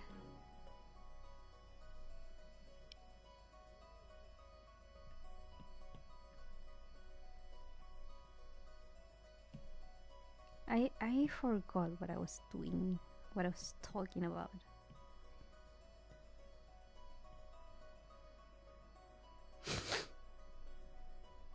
Florida, that explains it. Probably a Florida thing. Does it? They call alligators swamp puppies? Bruh! Really? Really? Really? Florida, man. Anyways, finishing the Selene topic. So yeah, people were pretty mad at that part, but I can understand the corporation side of it. Although I don't agree, I can understand. Like, Japanese companies, first, the bureaucracy is awful. They Like, I don't know if you guys have heard, but in Japan, they make you like sign and do a lot of paperwork more than any other countries. You, even in banking, you spend like the whole day doing shit like that. So I can imagine that that's the reason why the permission stuff on the B2B corporations is like so strict, especially for Nijisanji, that they have so many people. Like Hololive is a little bit faster because they don't have that many people, but Nijisanji, especially in the English branch, because it's international, they take really long and it's really bureaucratic and it's a pain in the ass. But that's the reality of working for a company in Japan, sadly. There's nothing much that you can do about it. Unless culture changes in Japan, there's nothing much that you can do about it. Permissions and the fears of the copyright stuff and getting sued is like really big on Japan. So that makes it so that bureaucratic stuff like procedures and permissions take away longer. And if you break a rule in your contract, then I don't think that there's much talking that can be done in regards of that, besides like giving you a chance. But if what they say is true, that they gave her chances in the past, then probably it was foreseeable that what happened. So like I said, understandable. I don't agree, but it's understandable. Even though it's a pain, I think they should change, but I don't know if people can make a change. That's the thing. After that, another part of the thing said that Selene was the one that gave them bad reputation. And first, they already were having bad reputation because of other issues. So it's not just Selene. But in the back of my mind, I cannot help but think that although well-intentioned, that the thing that made Nijisanji react the way that they did was the "Where is Selene" hashtag. Because last week there was this hashtag of people asking where Selene was, because we haven't heard anything from her. And maybe Nijisanji took that as Selene having ruined their reputation, which would be stupid. But I can see how a corporation can reach that sort of conclusion when they are stupid, you know? Plus, Japanese companies have a really bad reputation of not willing to hear people's criticisms and misrepresenting and misunderstanding people's criticisms of them. For example, Game Freak, Pokemon fans for the longest time have been complaining to Game Freak that they love the game, they love the franchise, but they wanted to improve. And each game, things have been getting worse and haven't improved. And you know what Game Freak has done? Instead of being transparent and honest with fans, they lied to fans. Blatant lies that are easy to disprove. They lied to fans. For example, when they said that they couldn't put the complete national decks on the game, on Sword and Shield, what they told fans was that they couldn't do it because they were focusing their efforts into doing personalized animations for every single Pokemon. Which, at the time, me myself, as a longtime fan, thought that it was understandable because we fans, for the longest time, have asked for personalized animations that make sense. For example, to make your Blastoise use his cannons in the back to throw water attacks instead of it appearing in the middle of his body. Common sense animations, we fans have been asking for them for a long time. So I was like, fine. If you want to improve the quality of your animations and you don't really want to hire more people, even though you're one of the biggest franchises of the world, fine. But you know what? That was a lie. They said it was because of that. That was a lie. Because if you play Sword and Shield, you won't notice special animations for most Pokemons if you compare to 3DS. And a lot of models, they said we had to do the models from scratch.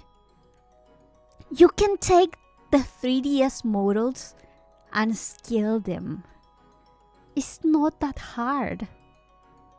Professional animators said it was not that hard. So it was a proven lie. You didn't want to hire more people, so you didn't want to do however amount of Pokemons, like 800 Pokemons that existed at the time. So it was a lie. Have they apologized for that lie? No. They ignored it. Have they fixed the criticisms that the people have towards the game? No. They made it worse. And what else? They took away things that people liked. And they make the game more woke. So what can we learn from Game Freak is that they don't care about the fans, they don't care about listening to fans' criticisms, and they don't care about what people want. They want money. And they won't even apologize if they are caught lying, because they don't care about lying to their fans. That's what we can learn from Game Freak and Japanese corporations and big companies, that they don't care about the customers. They don't care about lying to them. They only care about their backline and investors and money. And the ones that do care are actually the minority. So learning from that, we can understand that Niji-Sanji is not very different from that. Maybe they were. When I started watching Niji-Sanji, maybe they were. I have loved Niji-Sanji for 4 years now. And they've changed for the worse.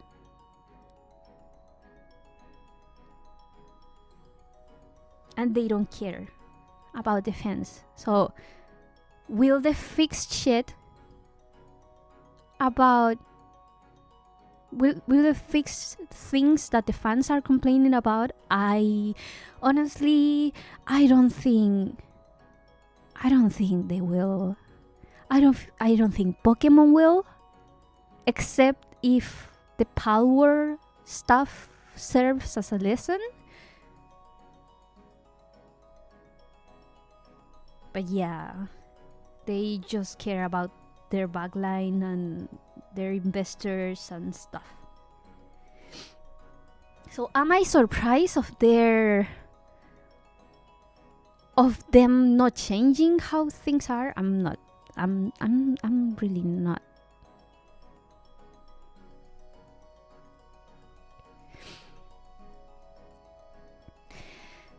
There's another can of worms, since many video games companies seems to have getting lazier, even Western ones. The problem about Western ones is a little bit different and at the same time similar to the Japanese ones.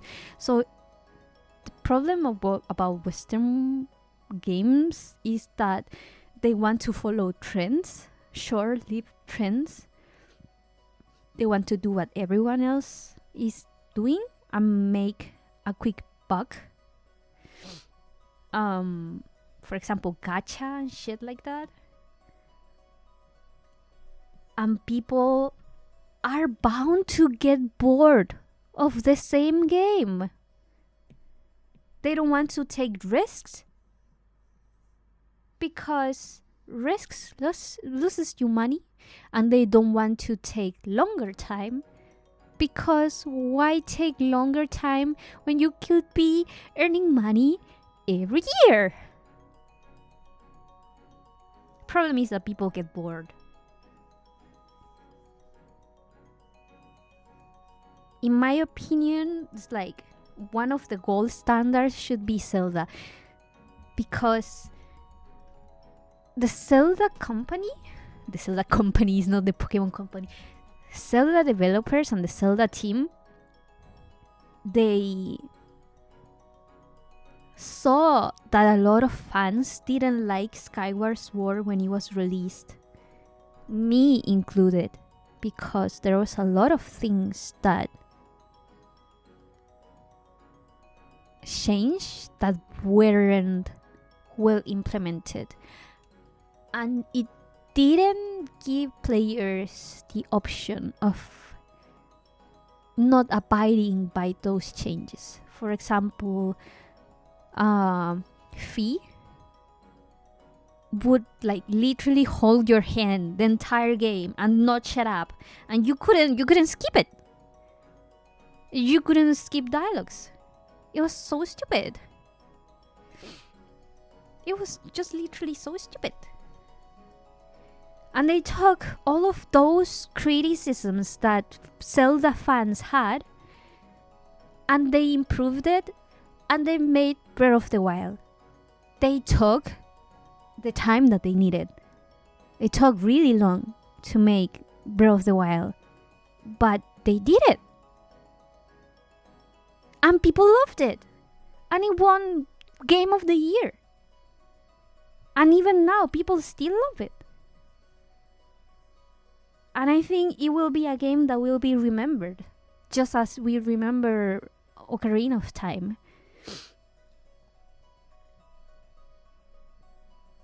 And everything because they listened to the fans.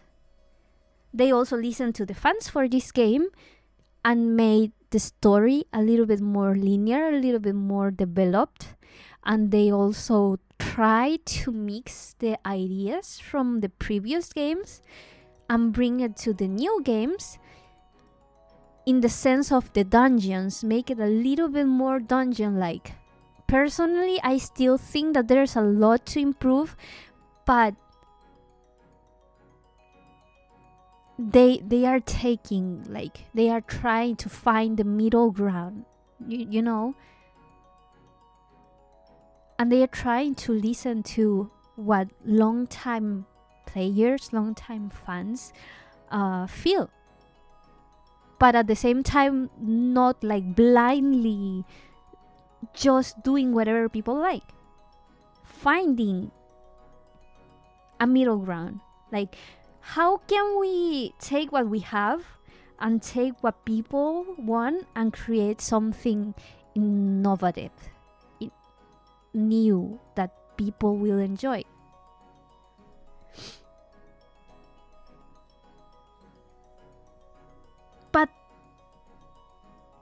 what the Zelda team does is not common practice in Japan. Like Son says, this is really hard to do because you have to take a lot of risk. You have to spend years and years in honing and perfecting your game. And a lot of businesses and companies are not willing to take this risk if they know that they can get a quick buck by releasing the same thing that they already know that is going to work. Like, even though we have a lot of criticisms, I mean Pokemon fans, long-time Pokemon fans, have a lot of criticisms about the current game and the previous game. Even though that is true, they still sold a shit ton of games.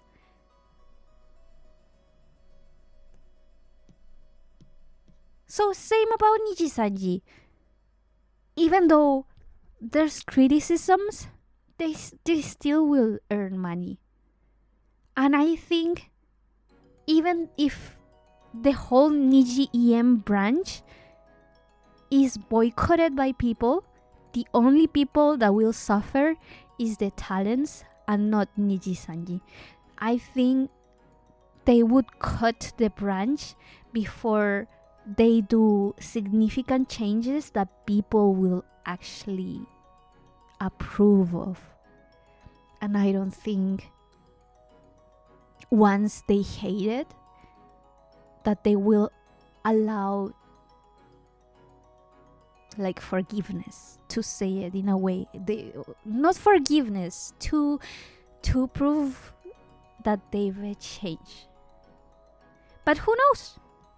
Who knows? Hopefully we get they can take this as a learning lesson and improve conditions for their EN talents, and we finally get things done and they don't make lives more difficult. Because if you've been in the fandom, in the community since the very beginning, everybody knows, like every all-time fan of Niji-sanji Yen know, even of Niji-sanji JP know, that things have been getting more difficult, permissions getting more strict, taking longer, and that the livers have took a mental toll of this whole situation. And it breaks my heart.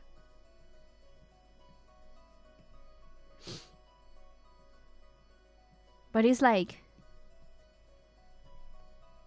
all they care, just like the gaming companies care about the money and their reputation rather than what the consumers think. Right now, all Niji-sanji cares is not their talents, but about their investors and their reputation.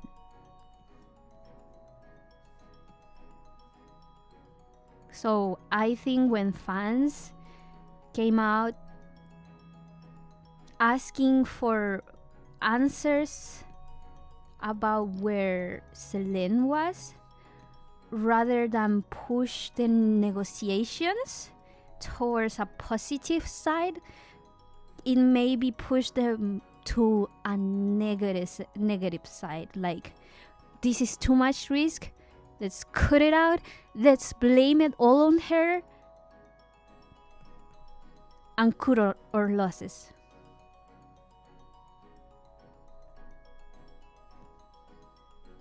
And you know, I would have much rather them not saying a single thing than throwing her under the bus about the reputation thing. And finally,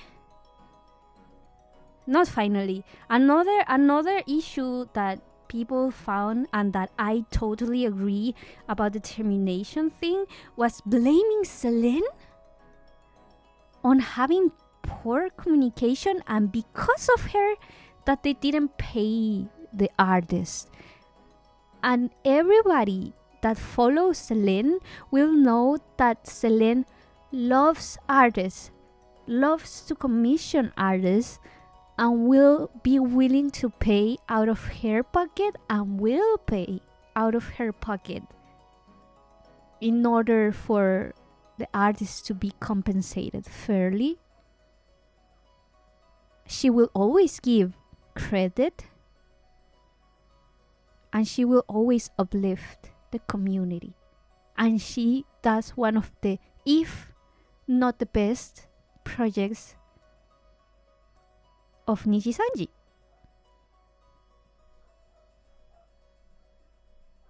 So that part really bothered me personally, because everybody that knows Selene knows that that is not true. That is just not true. And it's so stupid that they put it, because they work like they work with the artist, and the artists have a say. You know, they can say that it's false, especially if they didn't sign an NDA. Then why would you say something that's so easily disproven? And that goes back to the Pokemon shit. Why would you lie to your fans in something that is so easily to prove that is fake? The fact that she's willing to pay out of her own pocket is one of the things I admire about her. Me too. I'm an artist. I know that shits cost a lot. My prices are not even the highest in the market, but I'm also not cheap. And if Selene is willing to pay out of her pocket, I can estimate more or less the cost of those things, and doing those projects is not cheap at all. And the fact that she has to go and pay directly to the artist, because a lot of times these projects, in the end of the day, they end up being paid by the libraries directly anyways. But like,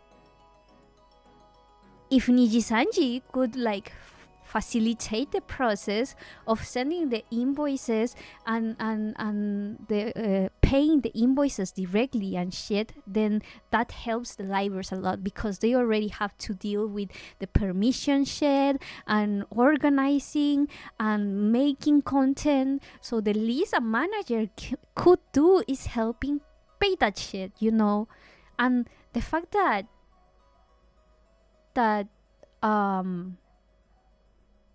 Selene has to do it directly and pay out of her own pocket directly, even though at the end of the day she probably has to like take most of the cost anyways, baffles me.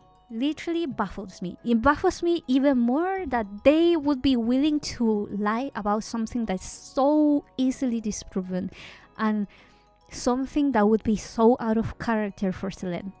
Literally so out of character for Selene. Baffles me. The administration might as well do administrative work. If managers cannot do that, why do you have managers, right? Like, imagine if I have how do you call it? The people that manage your taxes and shit. Contador. How do you? Accountant. Imagine if you have an accountant, right? You pay for your accountant, and your accountant doesn't help you with your taxes. And even more, they get the shit wrong. Then why the fuck do you have an accountant, right? So if your manager cannot like manage stuff, then why do you have a manager? So stupid. So freaking stupid. And honestly, I don't know if this is the fault of Celine's manager or if this is the fault of their financial department, because companies have structures. So there's like your manager, and there's the leader of that manager, and then let's say that's for the EM branch, and then there's a manager in the JP branch that is in charge of the leader of the managers on the EN side, and then there's the financial branch, and then there's the legal branch, and then there's the higher up branch, and every part of that has multiple people. So it's like really complicated, and it takes time, and it is annoying. But who's the fault? Someone is at fault, but it's not Celine, because it's not her responsibility. So why blame the quote-unquote miscommunication in her? It's so stupid. It's literally saying our managers are so stupid that we cannot even communicate properly with the artists so that we can pay them properly, because that is our work, but we're gonna blame it on Celine. Stupid. Fucking retarded.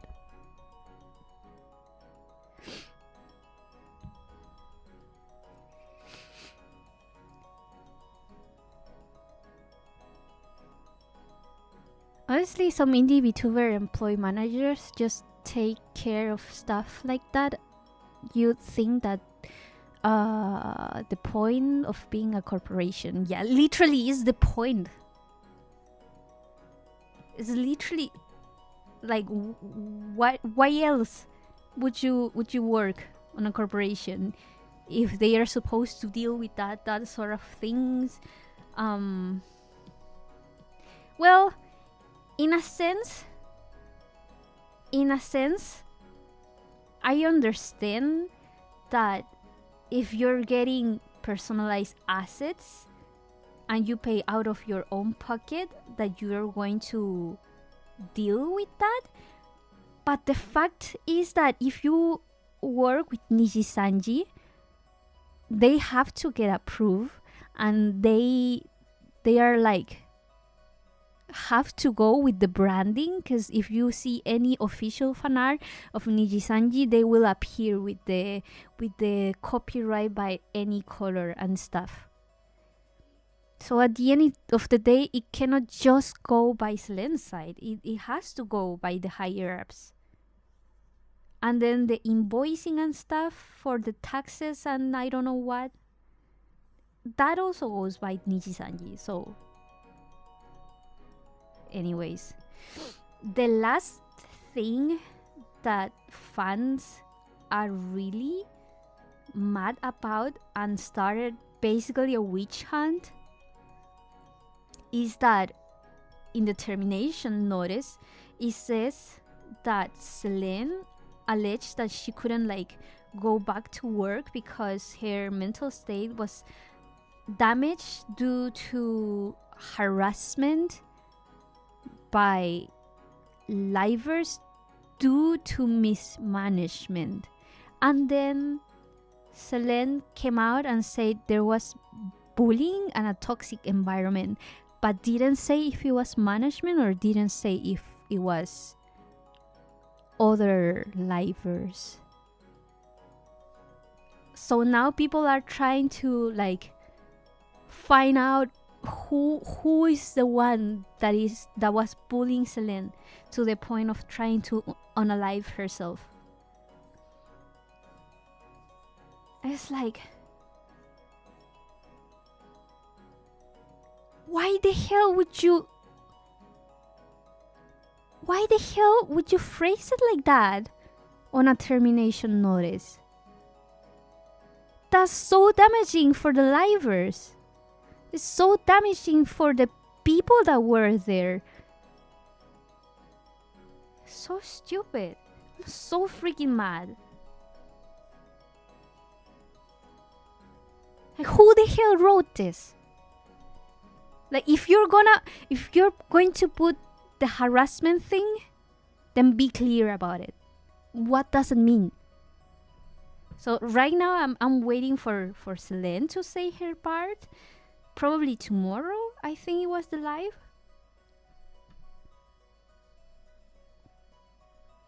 I'm so mad because this has led people that already hate Nijisanji to find an outlet to go and harass people that probably have nothing to do about this. Nothing to do about this. Literally nothing.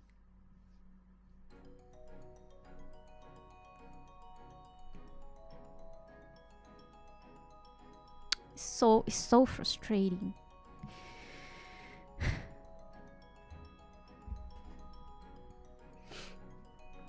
They did admit at one point to completely missing a different email granting them permission for an MV. Did they? Did they?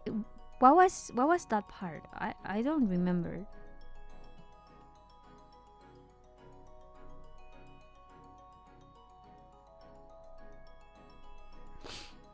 In which part?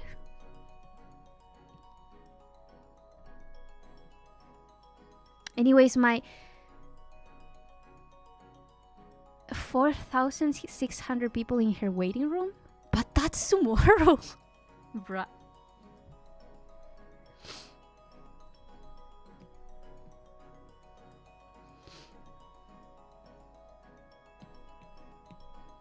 Anyways, my conclusion of the whole thing is that I want Selene and Doki to be happy. I want her to recover and be in a better mental space. I can see some of the parts of the side of Nijisanji as a corporation. As a corporation, the company Nijisanji, any color. I can see some parts, like if you break rules, even though the rules are stupid, then you're bound to be terminated. Except if you can reach an agreement.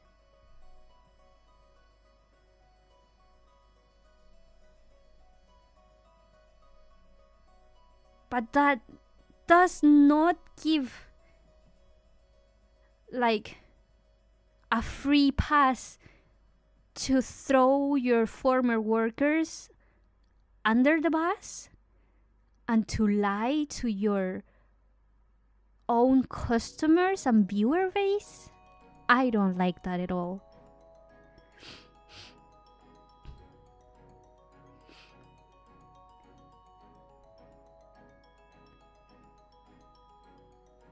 Oh, that thing, but that's like, I'm sure that has happened to several other livers other than Selene, that the managers will miss stuff, like not realize that some stuff has been sent and things, and it's one of the reasons why some people have graduated already.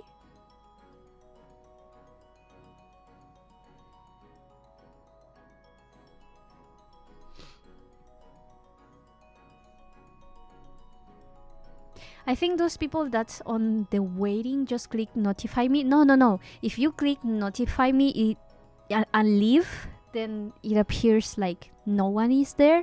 You have to be physically waiting on the waiting room, like logged in with the page open for it to appear like people are waiting.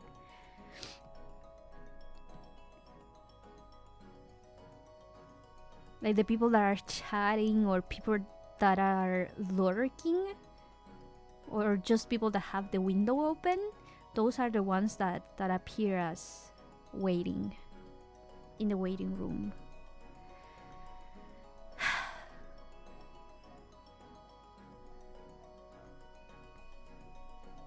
Anyways.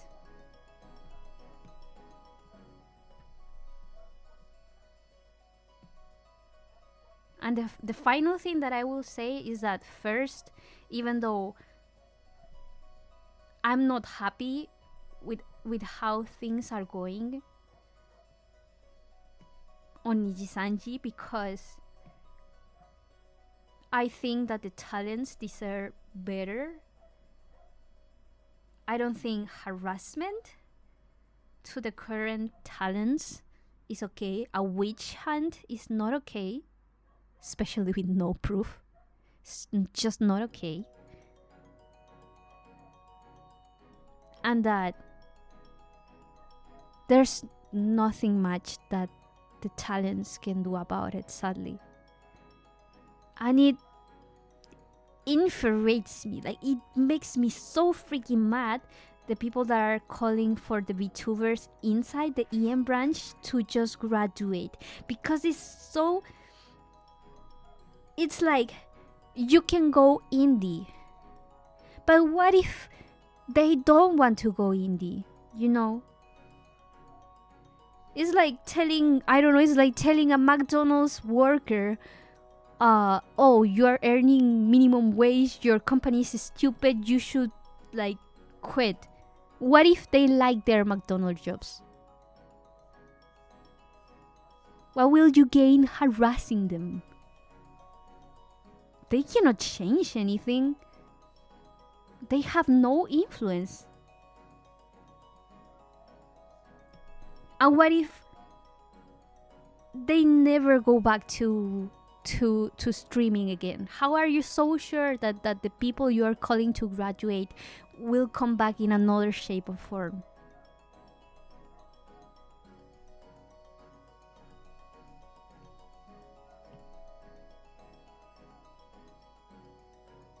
Why can't they just, like, criticize the company without, like, saying bad shit about the people that have nothing to do with it? Like, yeah, the reputation of the company affects the livers, of course, but they cannot do anything about it. And I'm sure they will feel as stressed about the situation and about not being able to do anything than the people calling for them to do something. It's so frustrating, especially for people like me that have been there since the beginning and know how hardworking they are, and know that things didn't used to be this way. But, like, them and the fans that have been there for the longest time, we really cannot do much.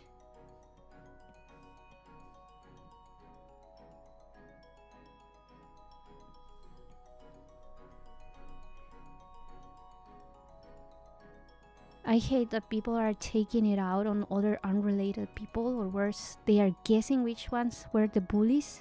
Yeah. Like, how is it justice to bully someone because you think they bullied someone else? You think. Not that you have proof. You think they bullied someone else.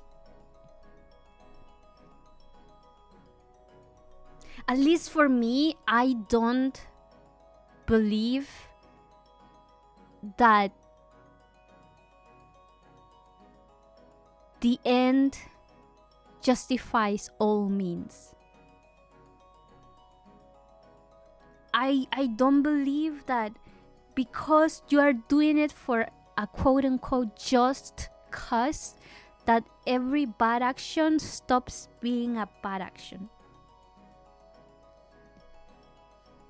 Like if you bully someone because you were bullied, if you bully someone because you think someone else was bullied, it still makes you a bully and it still makes you a bad person.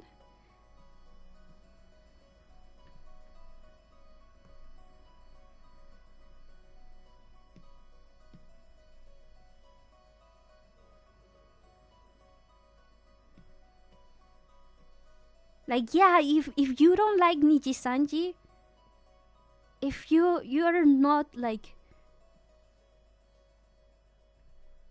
happy with how things are, then don't watch. It's sad, but don't watch.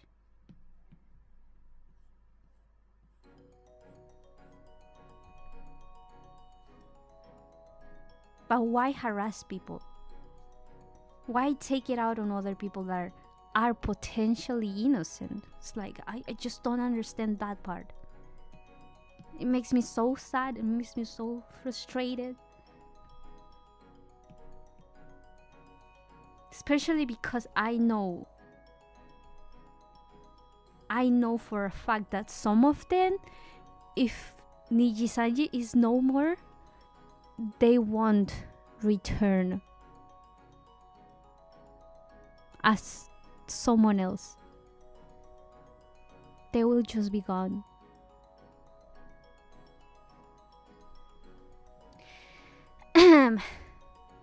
Can you explain the purpose of the thin transparent lines on your illustration face? This? You mean this? This is just a sketch.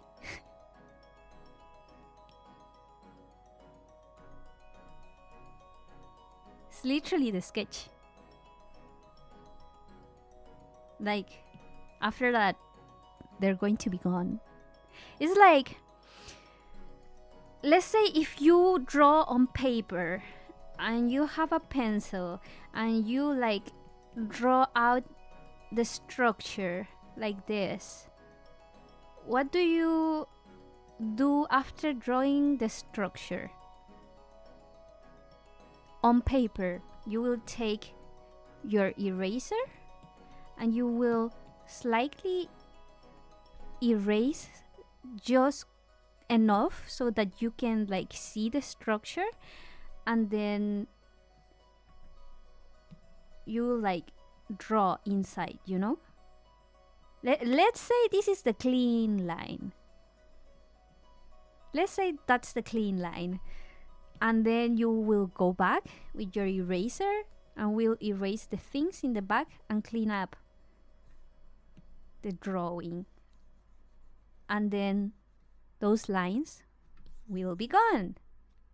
Now, the good thing about digital is that you can have your line art in another layer and you can reduce the opacity and draw over it or behind it, or even on top of it, like in the same layer.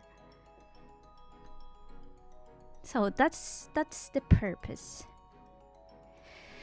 They look random. Wait, where's my keyboard?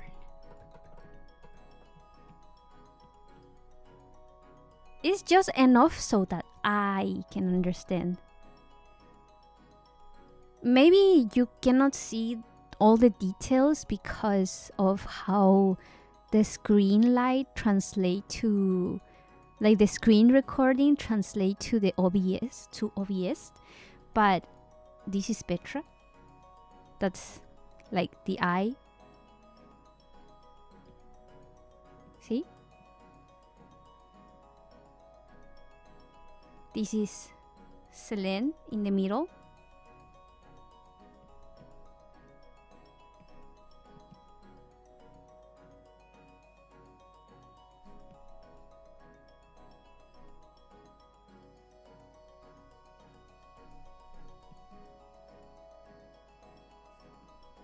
This is Selene in the middle.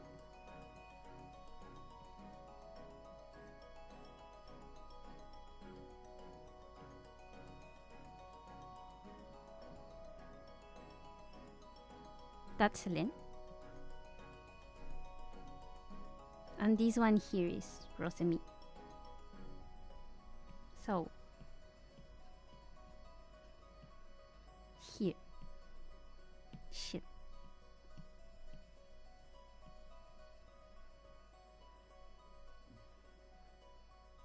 This one is Rosemi. You see? So it's hard to see for you, but for an artist, it is like you have to sketch in a way enough so that you yourself can understand.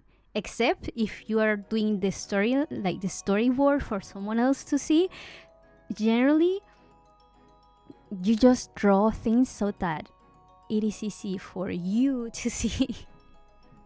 Maybe it would be easier to see if I make it like, for example, if you see it like this, maybe you see 3 people, maybe.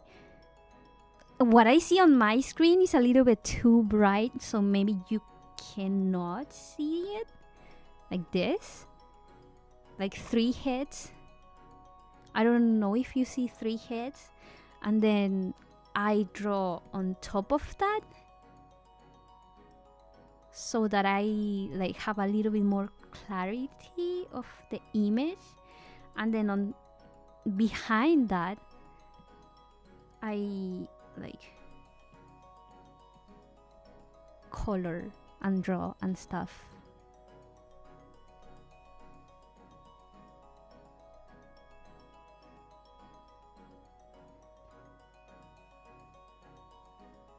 I thought they were just messed up lines she forgot to fix. It's not like they are messed up, but it's like not because it's because I don't care for them to be perfect, if you know what I mean. Because I'm gonna clean it up.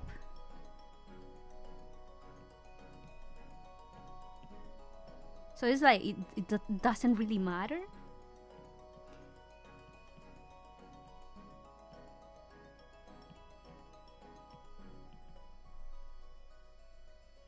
Oh shit.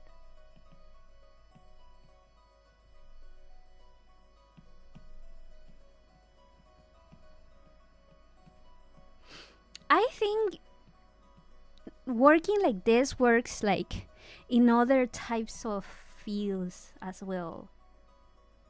Doing a sketch, quote unquote, a sketch of the thing you're working on. I think it works in other fields as well. For example, if you're writing, you can do a sketch of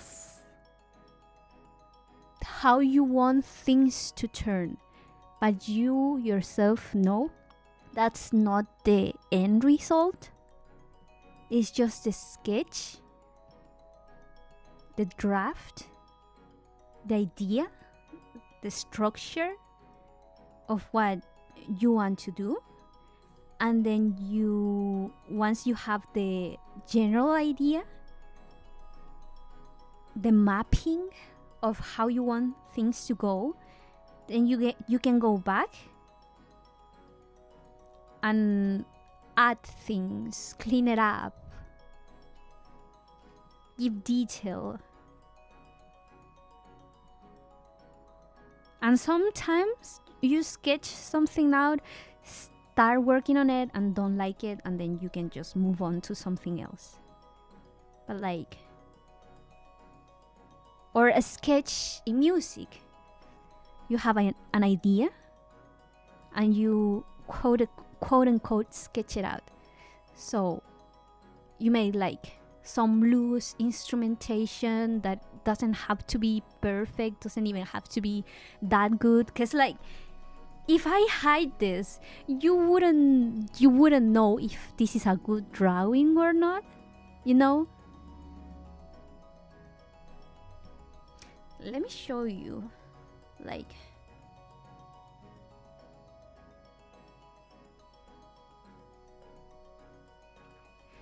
let's say this drawing, I still have the time lapse. Let me make it longer.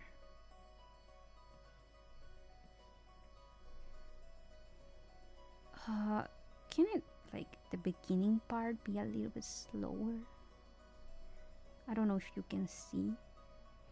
If you see in the beginning, it's, you can barely tell. I'm gonna show you like this. This is the thing that I do first. I'm gonna change it to a darker color so you can see. This is what I do first.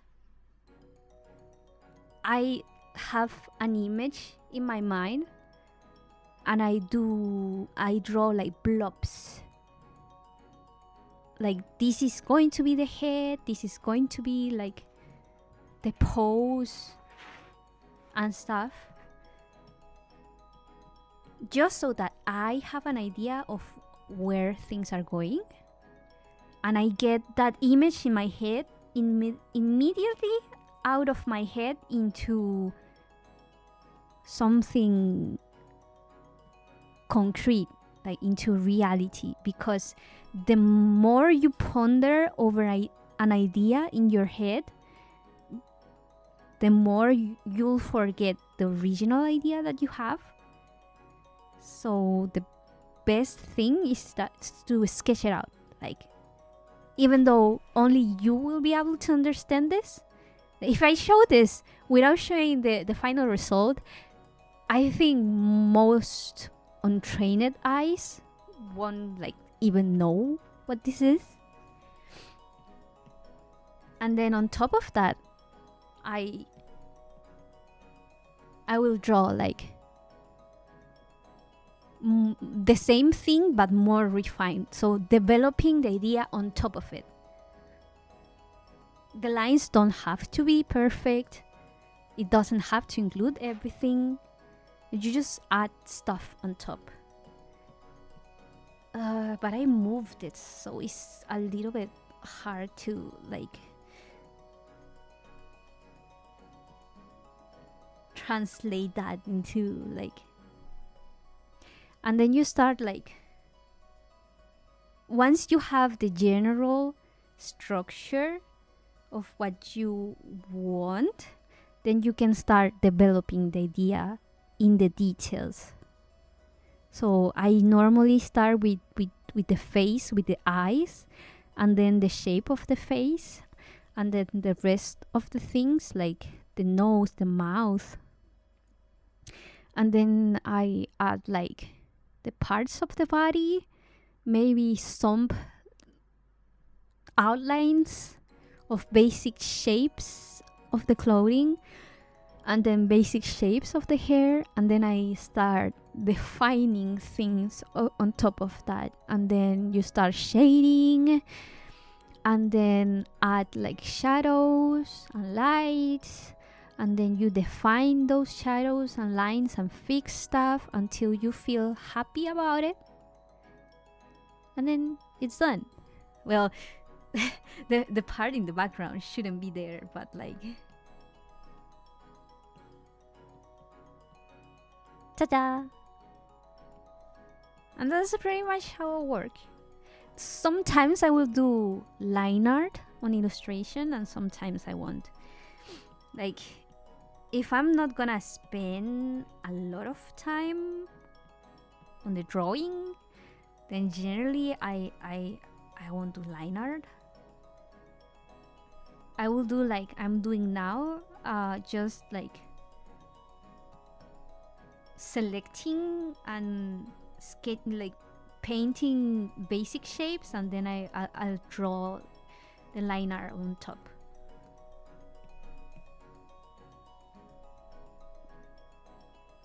So I think this can also translate to other creative fields.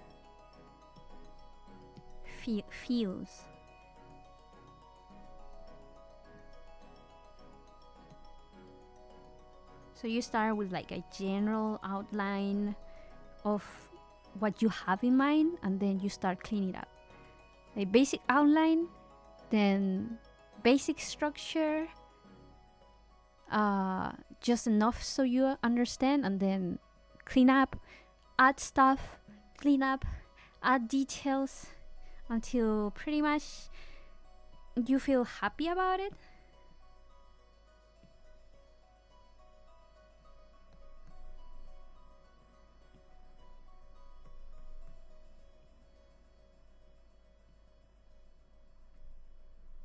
So yeah.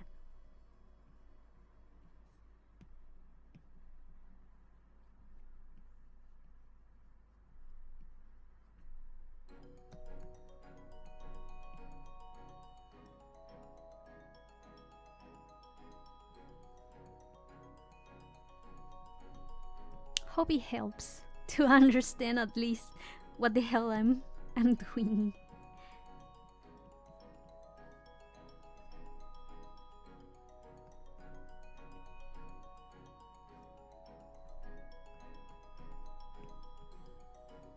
Oh yeah, I just remembered. Crabster, you asked about the Russia thing, didn't you? You still want to like talk about it? Hear about it? Man, after Selene thing, it's like everybody forgot about the Russia thing.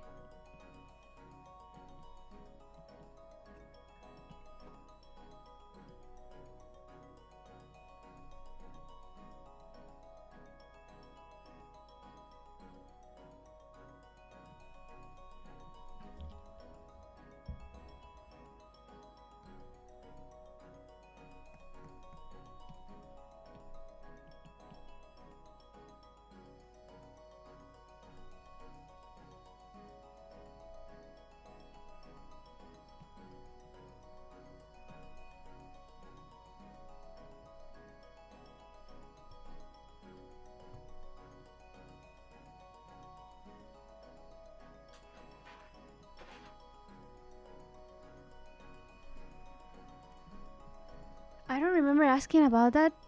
I don't know who. Mikeneko. Russia is Mikeneko. This is honestly some crazy shit you're creating. Thank you. I haven't like done much yet because like most of it has been talking. But thank you. Really appreciate it. Really, really, really, really.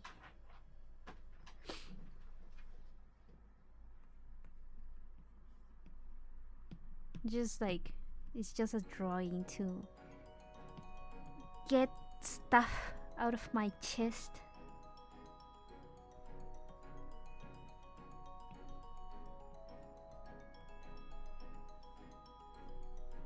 Because even though I wasn't like the biggest Selene fan, the biggest dragoon, I wasn't a dragoon. I did love Obsidia the most. This is the way of my Kamiyoshi, who's Petra. And I've been watching the girls since almost 3 years. So it's been like 3 years of seeing Selene. So yeah. So what's going on with it? Well, if you don't know about Russia, then I don't think that you will like know the backstory.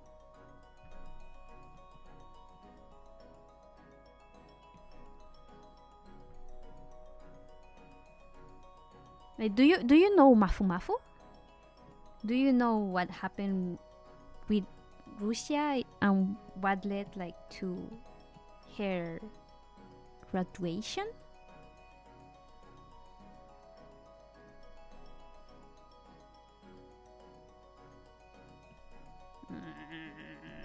I mean,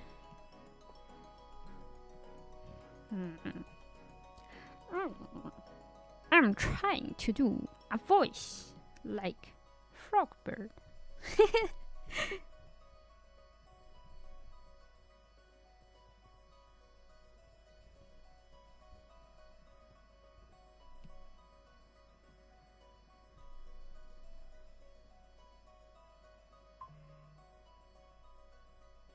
Anyways, like, how long has it been? Like a year? Almost 2 years? So Russia was like the most popular on whole life Japan after Coco graduated. Coco is not now Kason. I don't know if you know Kason from Bishojo. She used to be Coco, like the worst hidden secret in VTuber history. Well, now we can say probably the worst hidden secret is Mista. But at the time it was Coco.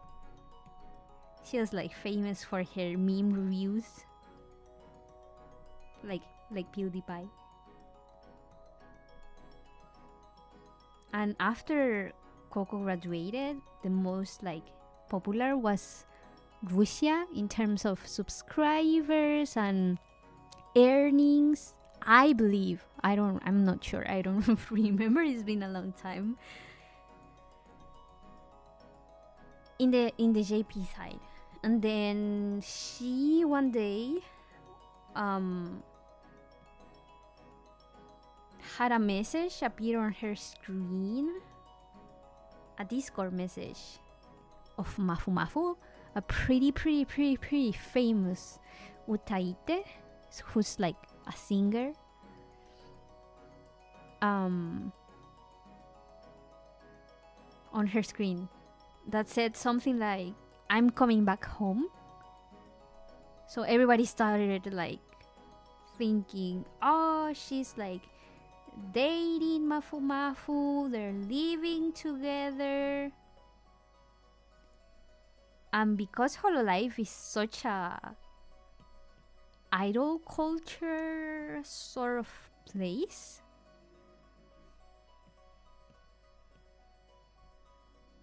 then a lot of fans got really mad and she spiraled into desperation, I would say.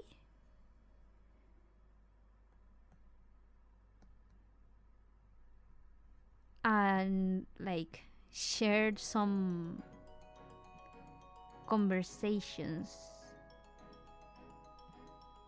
with her manager to a third party, and that's like against the rules. Like, you can do it, but if you get caught, then you're gonna get fired. It's against the rules.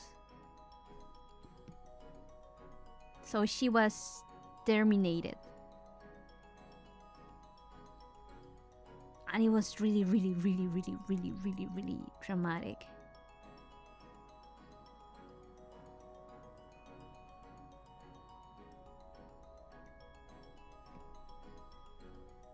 And then after some time, at the beginning, everybody just like assumed that it was fake, like that they weren't dating, and they also came out and said they weren't dating, and that was the end of the story. But recently, Mafu Mafu came back and explained his side of the story, that he'd been lying about this because Russia, who's Mikeneko, didn't want people to know, and her like talent management also didn't want people to know. Yeah, she leaked DMs with her manager and information about the company and stuff to clear up her name about the situation. But even then, that's not allowed. It's against the rules. And it was probably made out of like a place of desperation, a place of wanting to fix things. But even though if you want to fix things,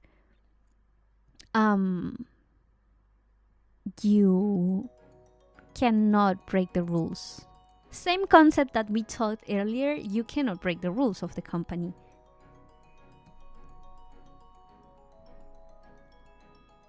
And yeah, even though some Hololive fans are pretty parasocial and pretty idol-like, Russia had this concept going on of like, I can fix her. Like the Menjera, I can fix the Menjera girl. And she like played a lot into the parasocial sort of things. So a lot of fans got really mad, and she tried to fix things by talking to drama channels. And then it was revealed that she had leaked information from the company and DMs and shit. And that's not allowed. Anyways, recently, Mafu Mafu came out to say that actually they were dating. Well, he didn't come out of the woodworks just to do that. Someone leaked the story. Mafu Mafu said that he had told other people, but he was not the one that told the media outlet. And then the media outlet found out about this situation and leaked it to a media outlet. This is a media outlet. They revealed the story. So he came out to tell his side of the story. But when he told his side of the story, he didn't say who. But I would say that it was like very easy to tell that it was probably Mikeneko, because the timeline fit, and he said that it was like a media person, like streamer and stuff. Yeah, he called her A-san, so A, person A. And the one that he says that she cheated with was called person B, so he didn't really say who it was, but people started figuring out that it was probably Mikeneko, who is Russia. And then Mikeneko came out and admitted it was her. And long story short, it caused like a huge commotion all over Twitter, because first it was confirmed that they were not only dating, they were married. Like eventually they got married. I'm not sure if they were married. I'm still not sure if they were married at the time of the controversy, or if they got married after the controversy, but they were married. That was like the first big thing. The second big thing is that they got divorced, and Mafu Mafu claims that she not only cheated on him, but like basically psychologically and emotionally abused him.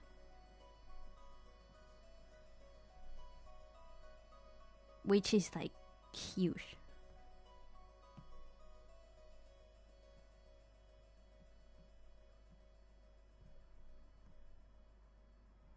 and now they are on a legal battle against each other. So Mikeneko claims that she didn't cheat on him, but I think the screenshots talk like by themselves.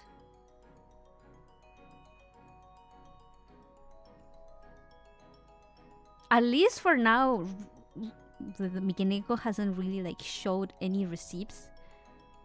She says it's because her lawyer suggested she wouldn't. So right now it's he said she said, but Mafu Mafu has shared proof, if you know what I mean. Hello, Chris. Good day. My god, that's like right off a so drama, right? It's so dramatic. You think that sort of shit only happens in the movies and dramas and stuff.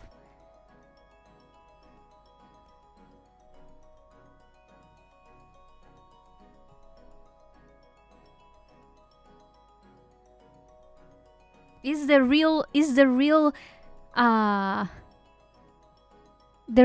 I can fix her? No, really, I can, but you really cannot.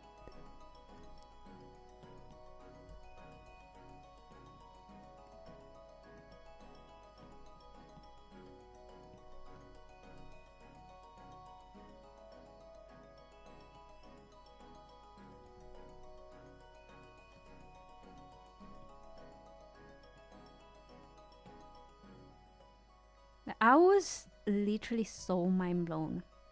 Of course, there's a lot more details to it, but like, it's incredible how it's been.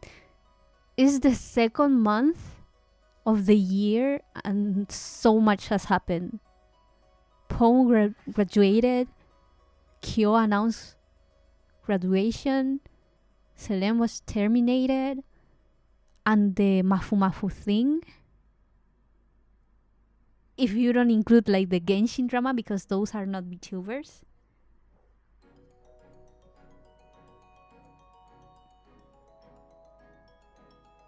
Like, what is happening this year? Well, I know what is happening. What's happening is that this is the year of the dragon.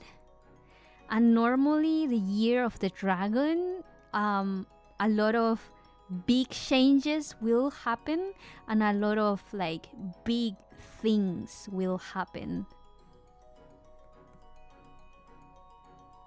It's like years of dramatic transformations, be it good or bad. That's the year of the dragon for you.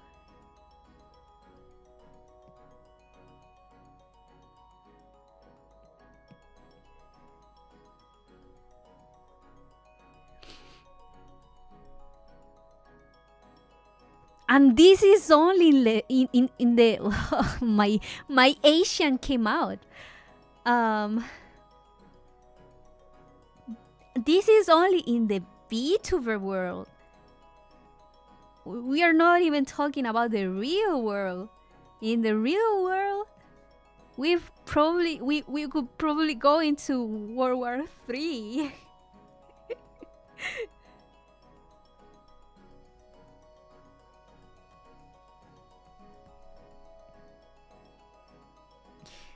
I'm gonna use Liquify. Ah! Fuck! Okay, no Liquify.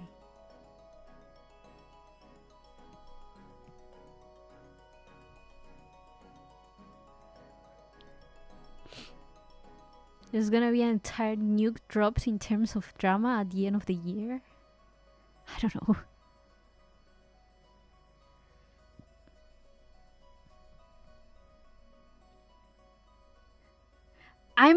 I hope it's a nuke of drama and not a real nuke.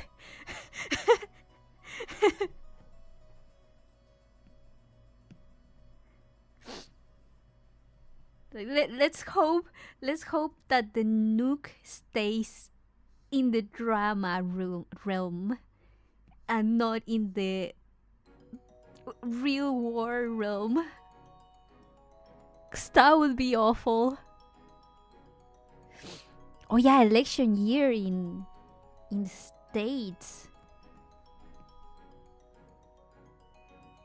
Is Canada's election before the US election? Because I heard that Canada's could force an election because of how they have a system of like right now of an opposition government, to say it in a way, and they could force an election before the US election. But that Trudeau wants to push it to after the US election. Something like that I heard. I don't remember well. Well, at least here in my country, we already had elections. When was it?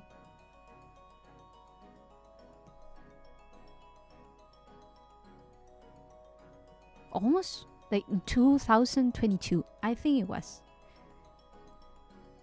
Yeah, because last year we had the constitution shit.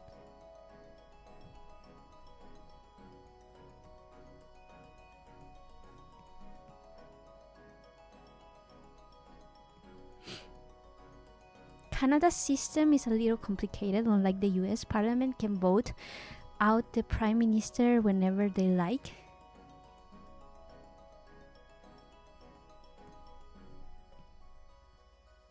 And they also have this thing called like the opposition government, which is so interesting to me.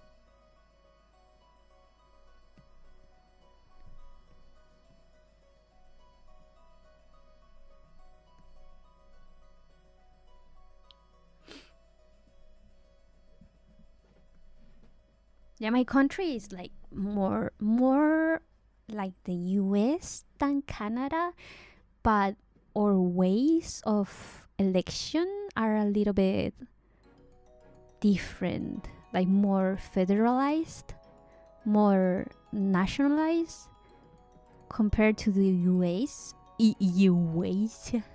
Compared to the US that has like each state has their own election rules.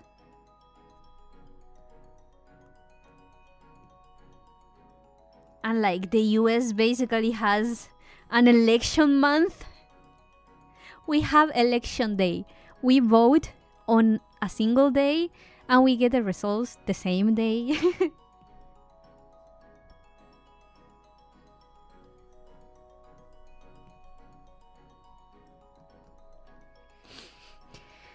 The opposition government sounds scary without context. It sounds like it could be a plot of Star Wars.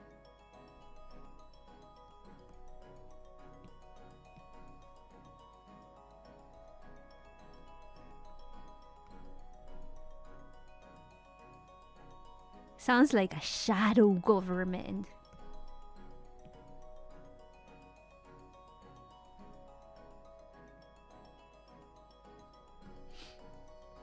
But now it's just... I actually don't know how it works, so I cannot say like it's just this because I don't know how it works. It's just so curious to me. Fun fact, it's illegal to slurp soup in a state in America. What? But yeah, there's not only in the States, but in a lot of countries, including mine, we have a lot of outdated laws that are still in the books. So for example, here in Chile, we have a law where you cannot put pots of plants on a window or next to the street because they could fall on top of people and potentially harm them.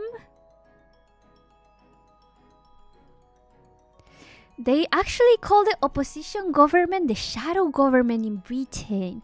Really? That sounds so sinister. And that's so cool.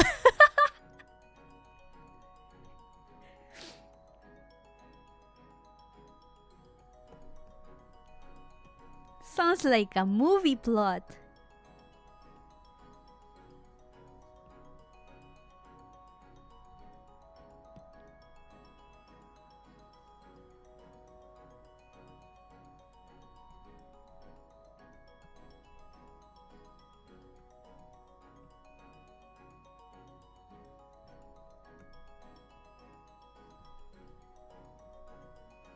And then we add the here.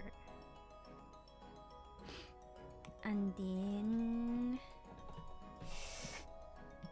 I'll draw the other orange strand first.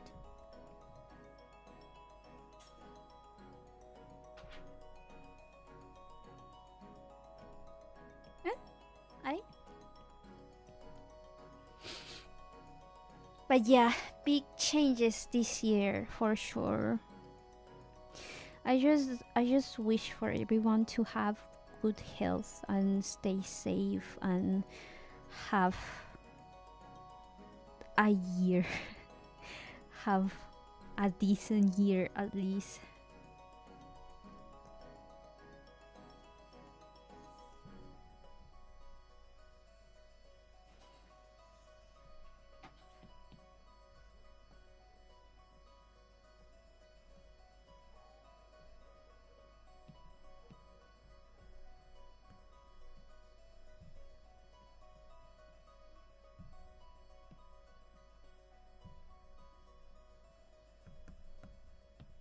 I'm gonna use this brush. It's a little bit softer but pointier.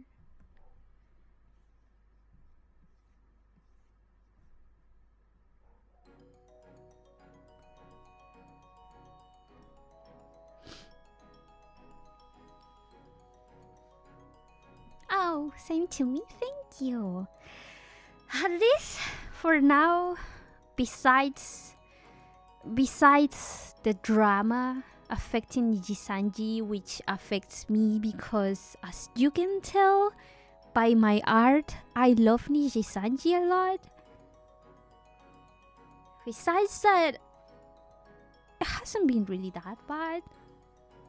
It has been better than last year, for sure.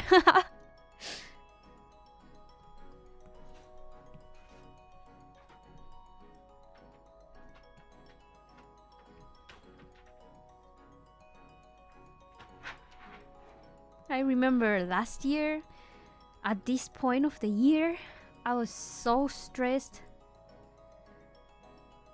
I was taking... What was I doing? I remember around, I think January, I saw a psychiatrist because I couldn't focus in work. I was so depressed. I was burned out. I was having panic attacks. So it's full of anxiety. My muscle twitches that I cannot control had came back. My eczema was so bad. And my knees were still recovering. I had a lot of like headaches and tooth issues, like my wisdom teeth were annoying me and stuff. So last year at this point was awful. And when I saw that psychiatrist, the dude was so fucking mean. Cause I used to see another one on my city, but like at that point I just wanted like someone to see me fast. And the people that I used to see normally have like time, like you have to book it to, let's say, 2 months from now, or 1 month from now at the very least. More than 1 month. So I got the first one that I could get that had good reputation, like good reviews. The dude was so fucking mean to me. He was so mean. Literally shamed me, like saying, if you have bipolar, then why did you abandon your meds? And I was like, because I couldn't afford them.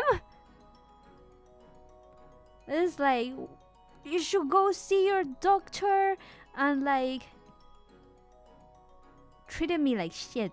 Like if I tell you the things that he said, they don't sound as bad, but the way that he said it, literally shaming me, like for the decisions that I took. But like, I literally couldn't afford my medication. What else do you want me to do?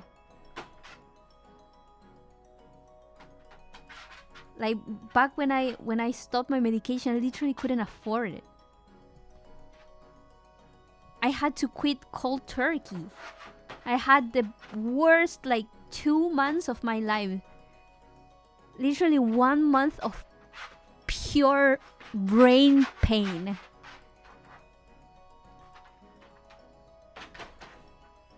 Couldn't sleep. Couldn't rest. The headaches were awful because I couldn't afford the shit. And the dude shamed me for leaving them. Like, dude, if I could have done it without the cold turkey quitting, I would have. What else do you want me to do? And what do you want me to wait a whole month for me to get a date with my old psychiatrist, just so that I can have some comfort? There's a reason I took the appointment with him. I literally finished that appointment. I was bawling my eyes out. I was crying.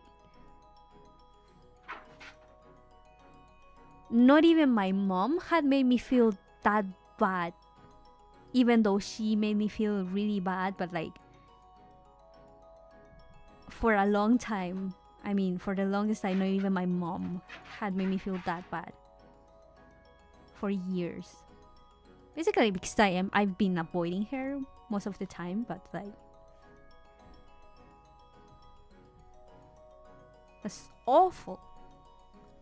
And then he gave me medication for because I couldn't focus, and he gave me another mood stabilizer that I used to take. And I was like, I don't want to take that, because I was given that in the past and it made me feel so bad. I skipped it for 1 hour. I was 1 hour late of taking it. I started feeling so bad. So I didn't want to go back to that medication. And he was like, no, you have to take it, because if you don't take it and you only take this one, you're going to go into a manic state. I was like, can you give me something else? Like, no. I tried for 2 months, and it really did made me feel really bad, and it didn't improve in the whole 2 months that I tried. And shit is expensive.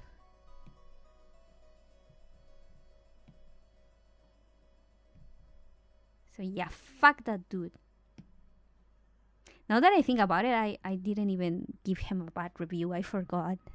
I wanted to leave him a bad review.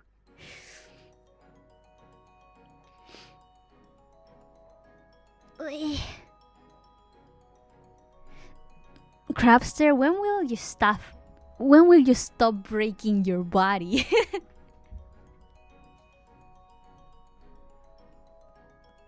Be more careful with your body, dude. Like right now you're young, but you're gonna regret it when you're older, because a lot of those pains carry on. And you never know which one will carry on to the future. So be careful with your body, dude. You only have one.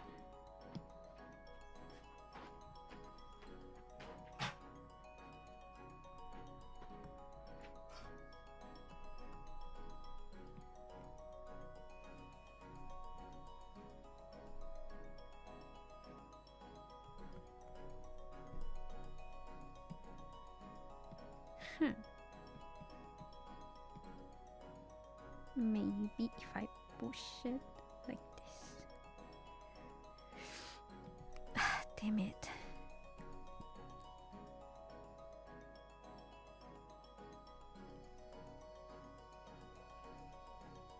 And then we're gonna put the hair in a folder and mask it and erase a little bit of this part. I generally don't do this. I duplicate the eyes and lashes layer and put it on top of the hair and then reduce opacity. But because I made a mistake and colored the shadows of the lashes on top of the lashes, then I cannot do that anymore. So I'm just gonna erase a little bit of the opacity.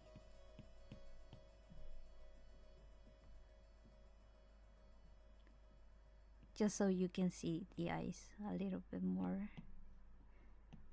And then we're gonna select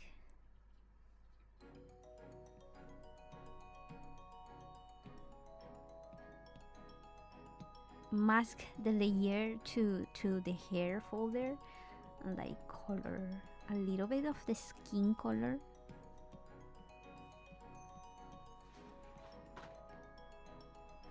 And change the opacity. And if you turn off the the sketch, you can see how it's turning. I'm gonna reduce the opacity of the hair because I want to modify the face a little bit. What is this?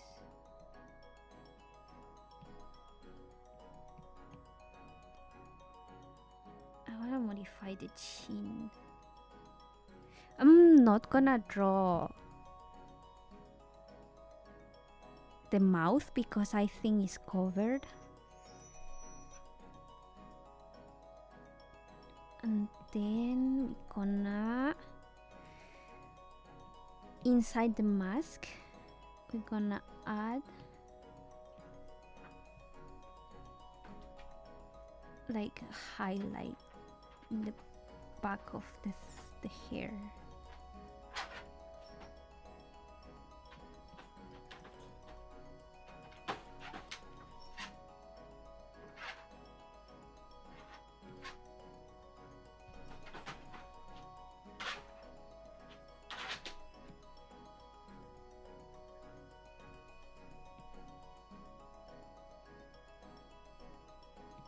And then like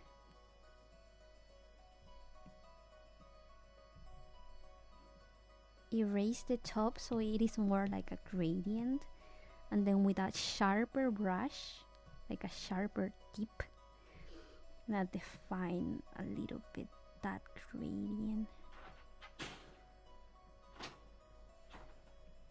It's more natural, and then we reduce the opacity. And then I want to change the hue to something more saturated and reddish. And then, and maybe lighter. And then I wanna come back with an airbrush eraser and erase the top.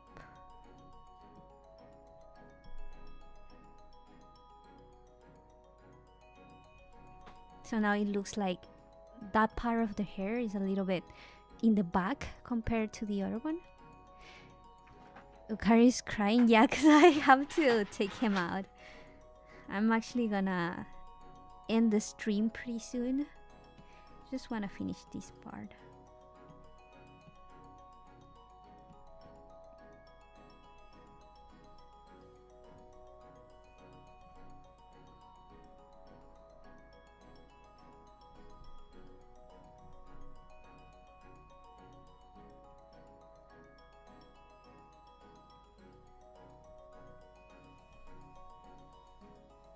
Oh crap, wait.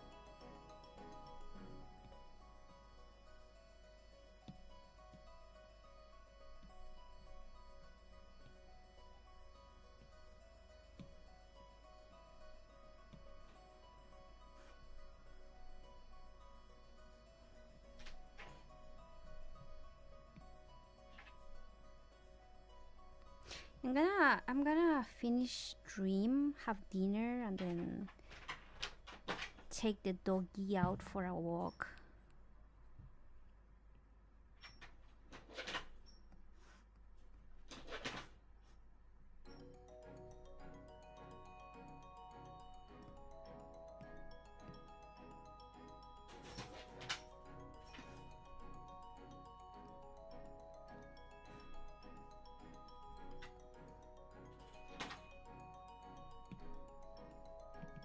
Maybe a little bit more saturated.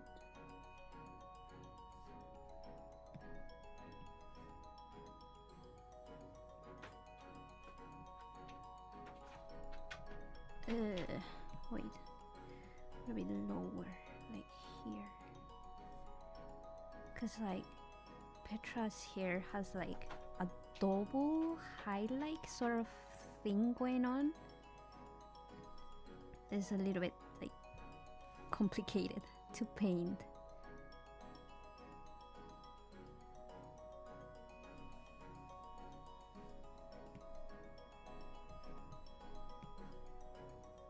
The first one is like orange, like this one. It's like salmon. It's a salmon color, sort of.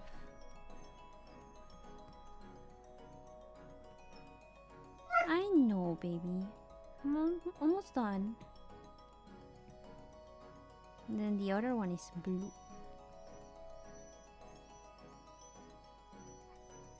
Yeah, I'm almost done, baby.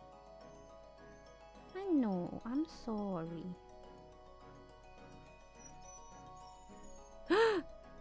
No wonder, it's almost 11. I thought it was almost 10. But it's almost 11.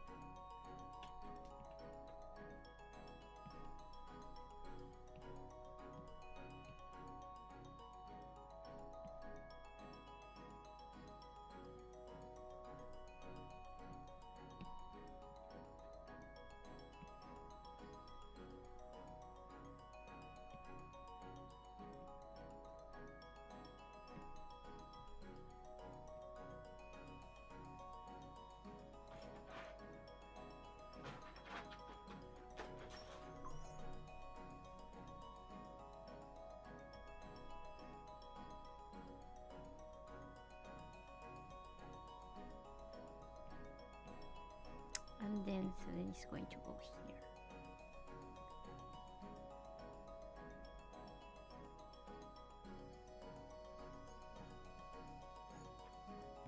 I'm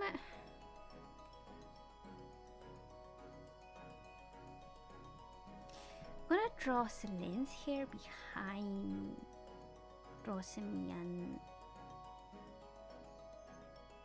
and Petra's heads. And the body, I am gonna draw like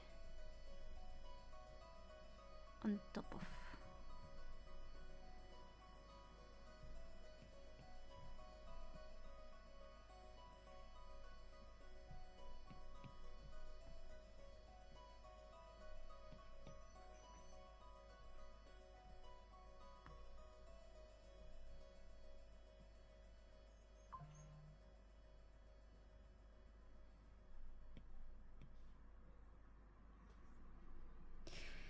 Have you heard of Pal World? Of course I have.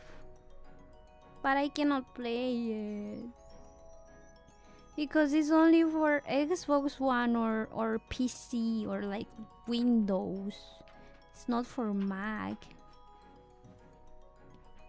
Now I have my own opinions about the plagiarism and use of illegal assets allegations, but the game looks so fun. It looks so fun. Really want to play it, but I can't.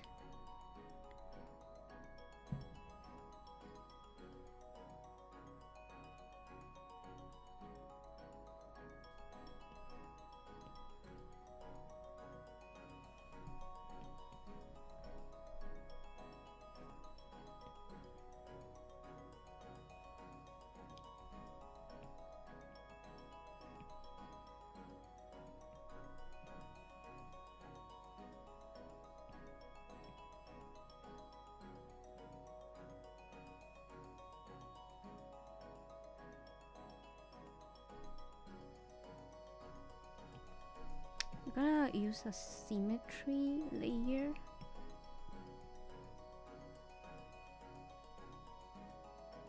And show all layers.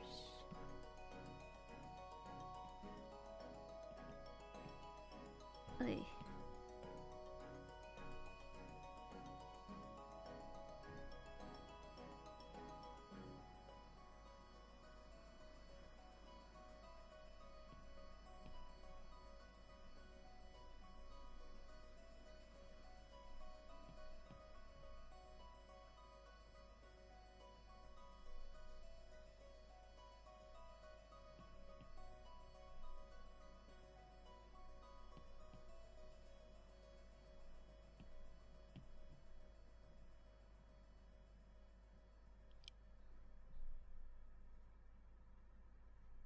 And then the white.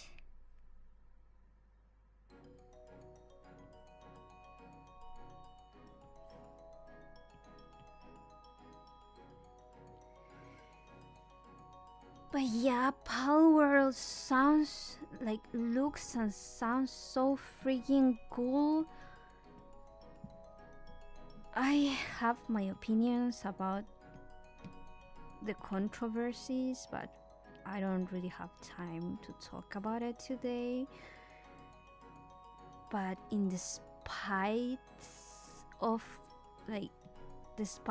all the things, I still think the game looks amazing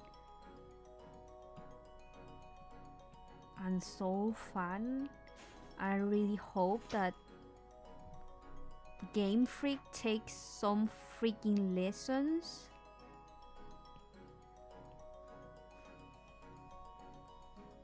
Like, imagine if Game Freak did a game that didn't suck.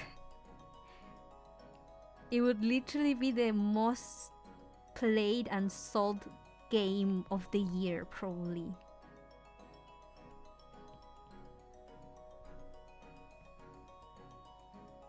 Like, wow, imagine doing a game that doesn't suck.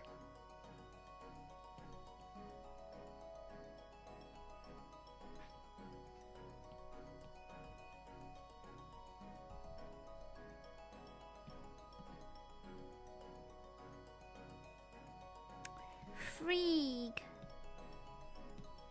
I made a mistake in the color.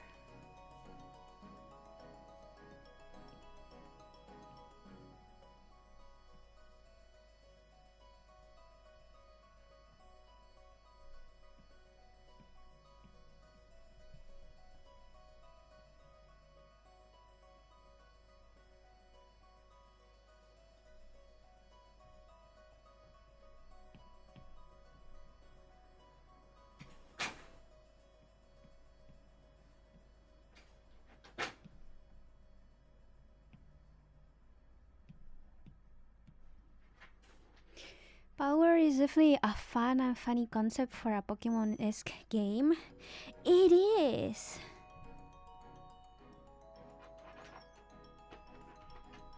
I think Pokemon Legends was sort of going for that sort of vibes without the guns. But like, Powers took it to the next level.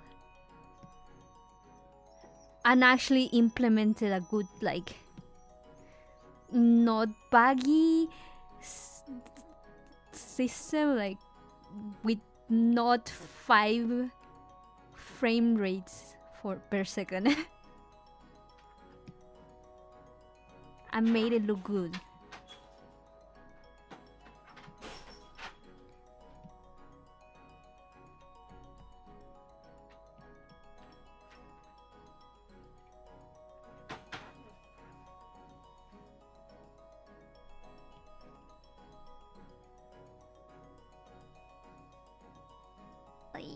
What did I do? Oh, it was orange. It was supposed to be orange.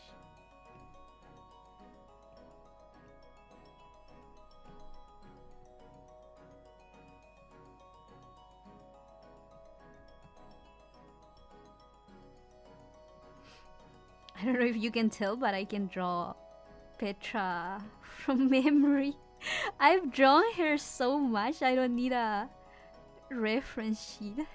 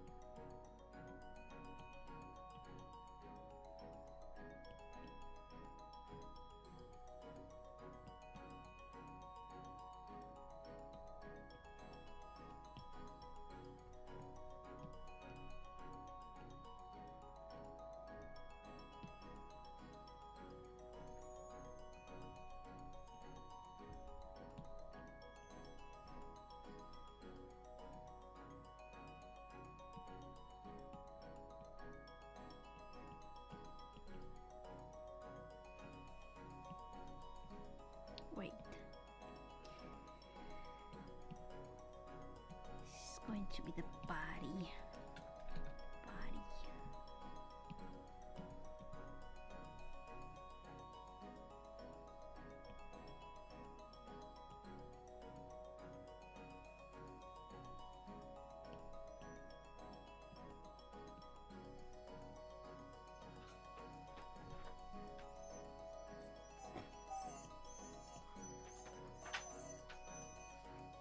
Okay, I'm done. I'm done, baby.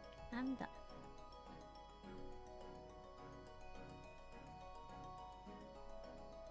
Eh,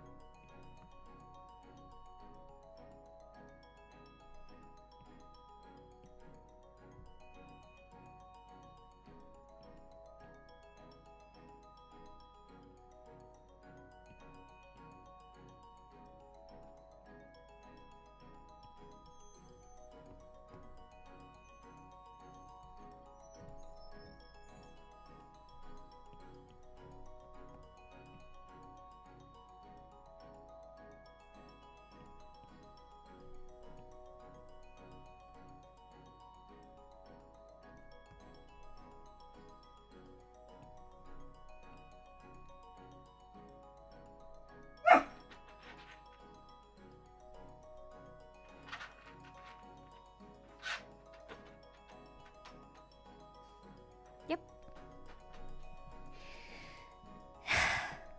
Okay. Sketch. This is Peto. This is Rosemi. This is Selene body. This is Selene head. This is flippers. Okay, I'm done, baby. Coming. I know. I'm coming. Okay.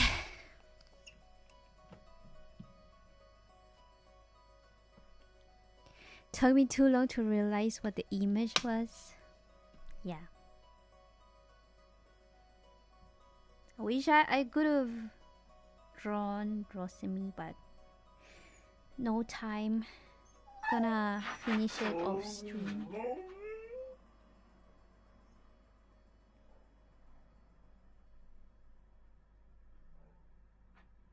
Okay.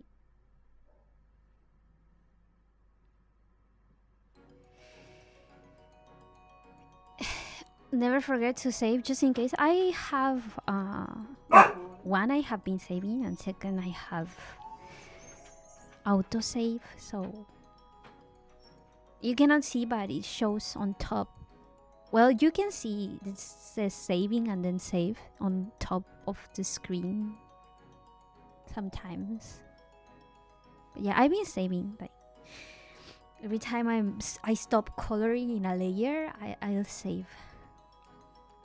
The Petra fangirl needs to match and help only Balloon with the sheer amount of drawings. No, there's other fans that draw Petra first a lot better than me, and second more than me. I wish I could like draw her more, but like most of them are just sketches. I have a project that I want to do, like an animation project, but haven't had the time. Anyways, thank you guys for coming. I'm sorry that today's topic was like so heavy and stuff, but I just wanted to vent and say the things that I've been thinking and feeling. At the end of the day, like closing up the topic, at the end of the day, what I care about is the livers, is the talent, is the people inside that I love, that I watch, that I support. Because I cannot do anything about the bureaucracy, and I think all of them deserve better. Okay, I'm coming. I'm finishing the stream.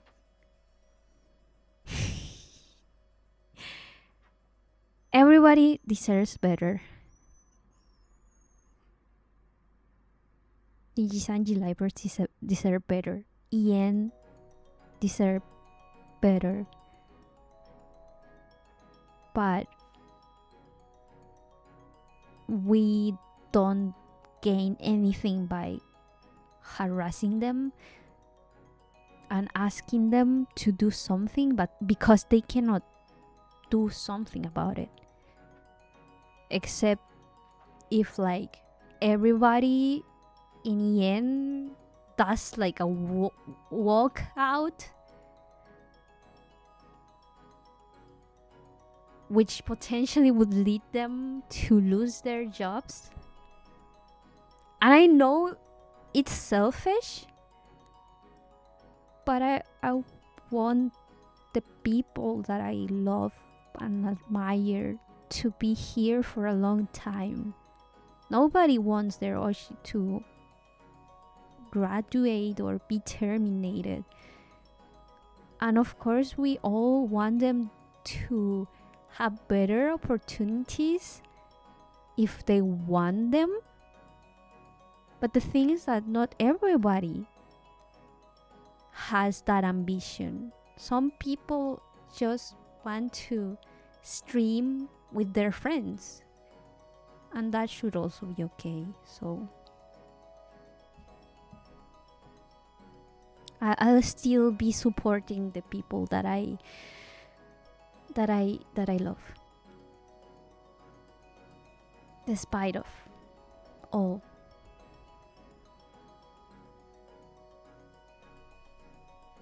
That's about it. Hopefully tomorrow I'll stream again. Probably still be drawing.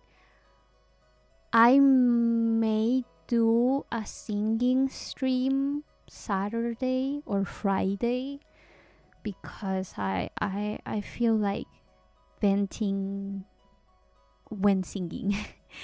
I will tell you guys that I like to express my feelings when playing music and singing, because I'm not really good at expressing my emotions to people in words.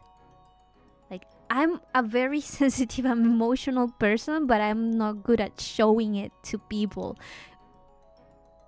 because of like my upbringing and traumas and stuff. So probably gonna vent while playing music this weekend. Is probably not going to be rehearsed, and it's probably going to be all sad songs, or mostly sad songs. And when the Dark Souls stream, dude, I haven't even played Metroid. I've been so busy. So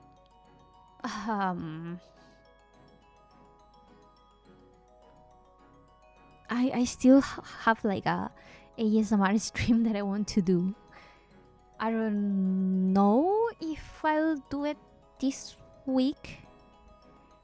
If I do it, probably Thursday night. Or if I play a game, it's probably going to be either Thursday night or Friday night. But I'm not sure if I'll try to play Metroid on Friday, I think. Try to do that. Because I want to finish the game before I start another one, because I have this bad habit of not finishing games if I start another game. For example, Pokemon. I was playing it at the beginning of the year and then I stopped because I started playing Zelda. And after a lot of months, I finally finished the game. And the other day, I think Saturday night or Sunday, I finally defeated a 7-star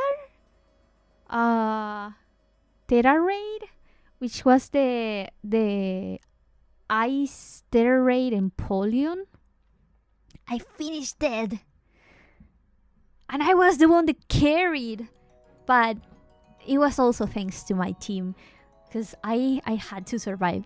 I'm gonna talk about it next time. I'm just stalling. I've been stalling for 20 minutes. Good news for you is that I already have the game. The first one. I have it. So I'm gonna play it. But I don't know yet when, but I have it. So good news. It's just sitting there waiting for me to play it. Okay, thank you guys for coming to the stream and listening to me talk about random stuff.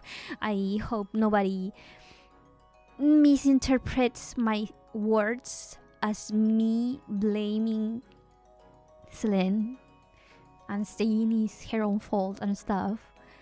And I really hope that if someone... I really hope that's like anyone gained anything from like just the conversation and stuff. I don't know how many people will reach the end of this stream, but if you enjoyed it, please leave a like and subscribe and turn the notification bell and stuff. I hope to see you next time, probably tomorrow with drawing again. Hasta la vista. Bye bye. Thanks for coming. Bye bye. Have a good night, evening, afternoon, wherever you are. Bye bye. Hasta la vista. Where's my ending screen?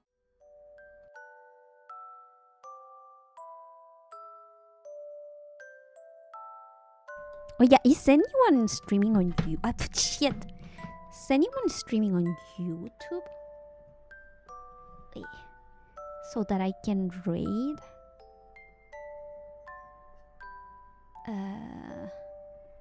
I also have to make sure to close the stream on YouTube because for the last 2 streams it has stayed like open, like streaming once I finish the stream.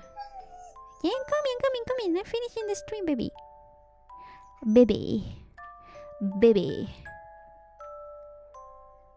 So customization, ready rig.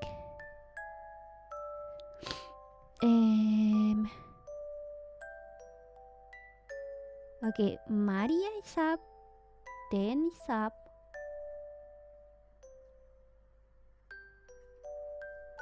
Shu has a waiting room, but I think it's at 12.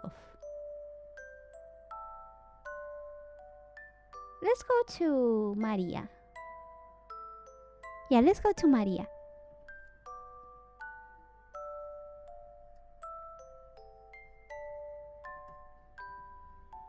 Hey, I'm redirecting to Maria Marionette.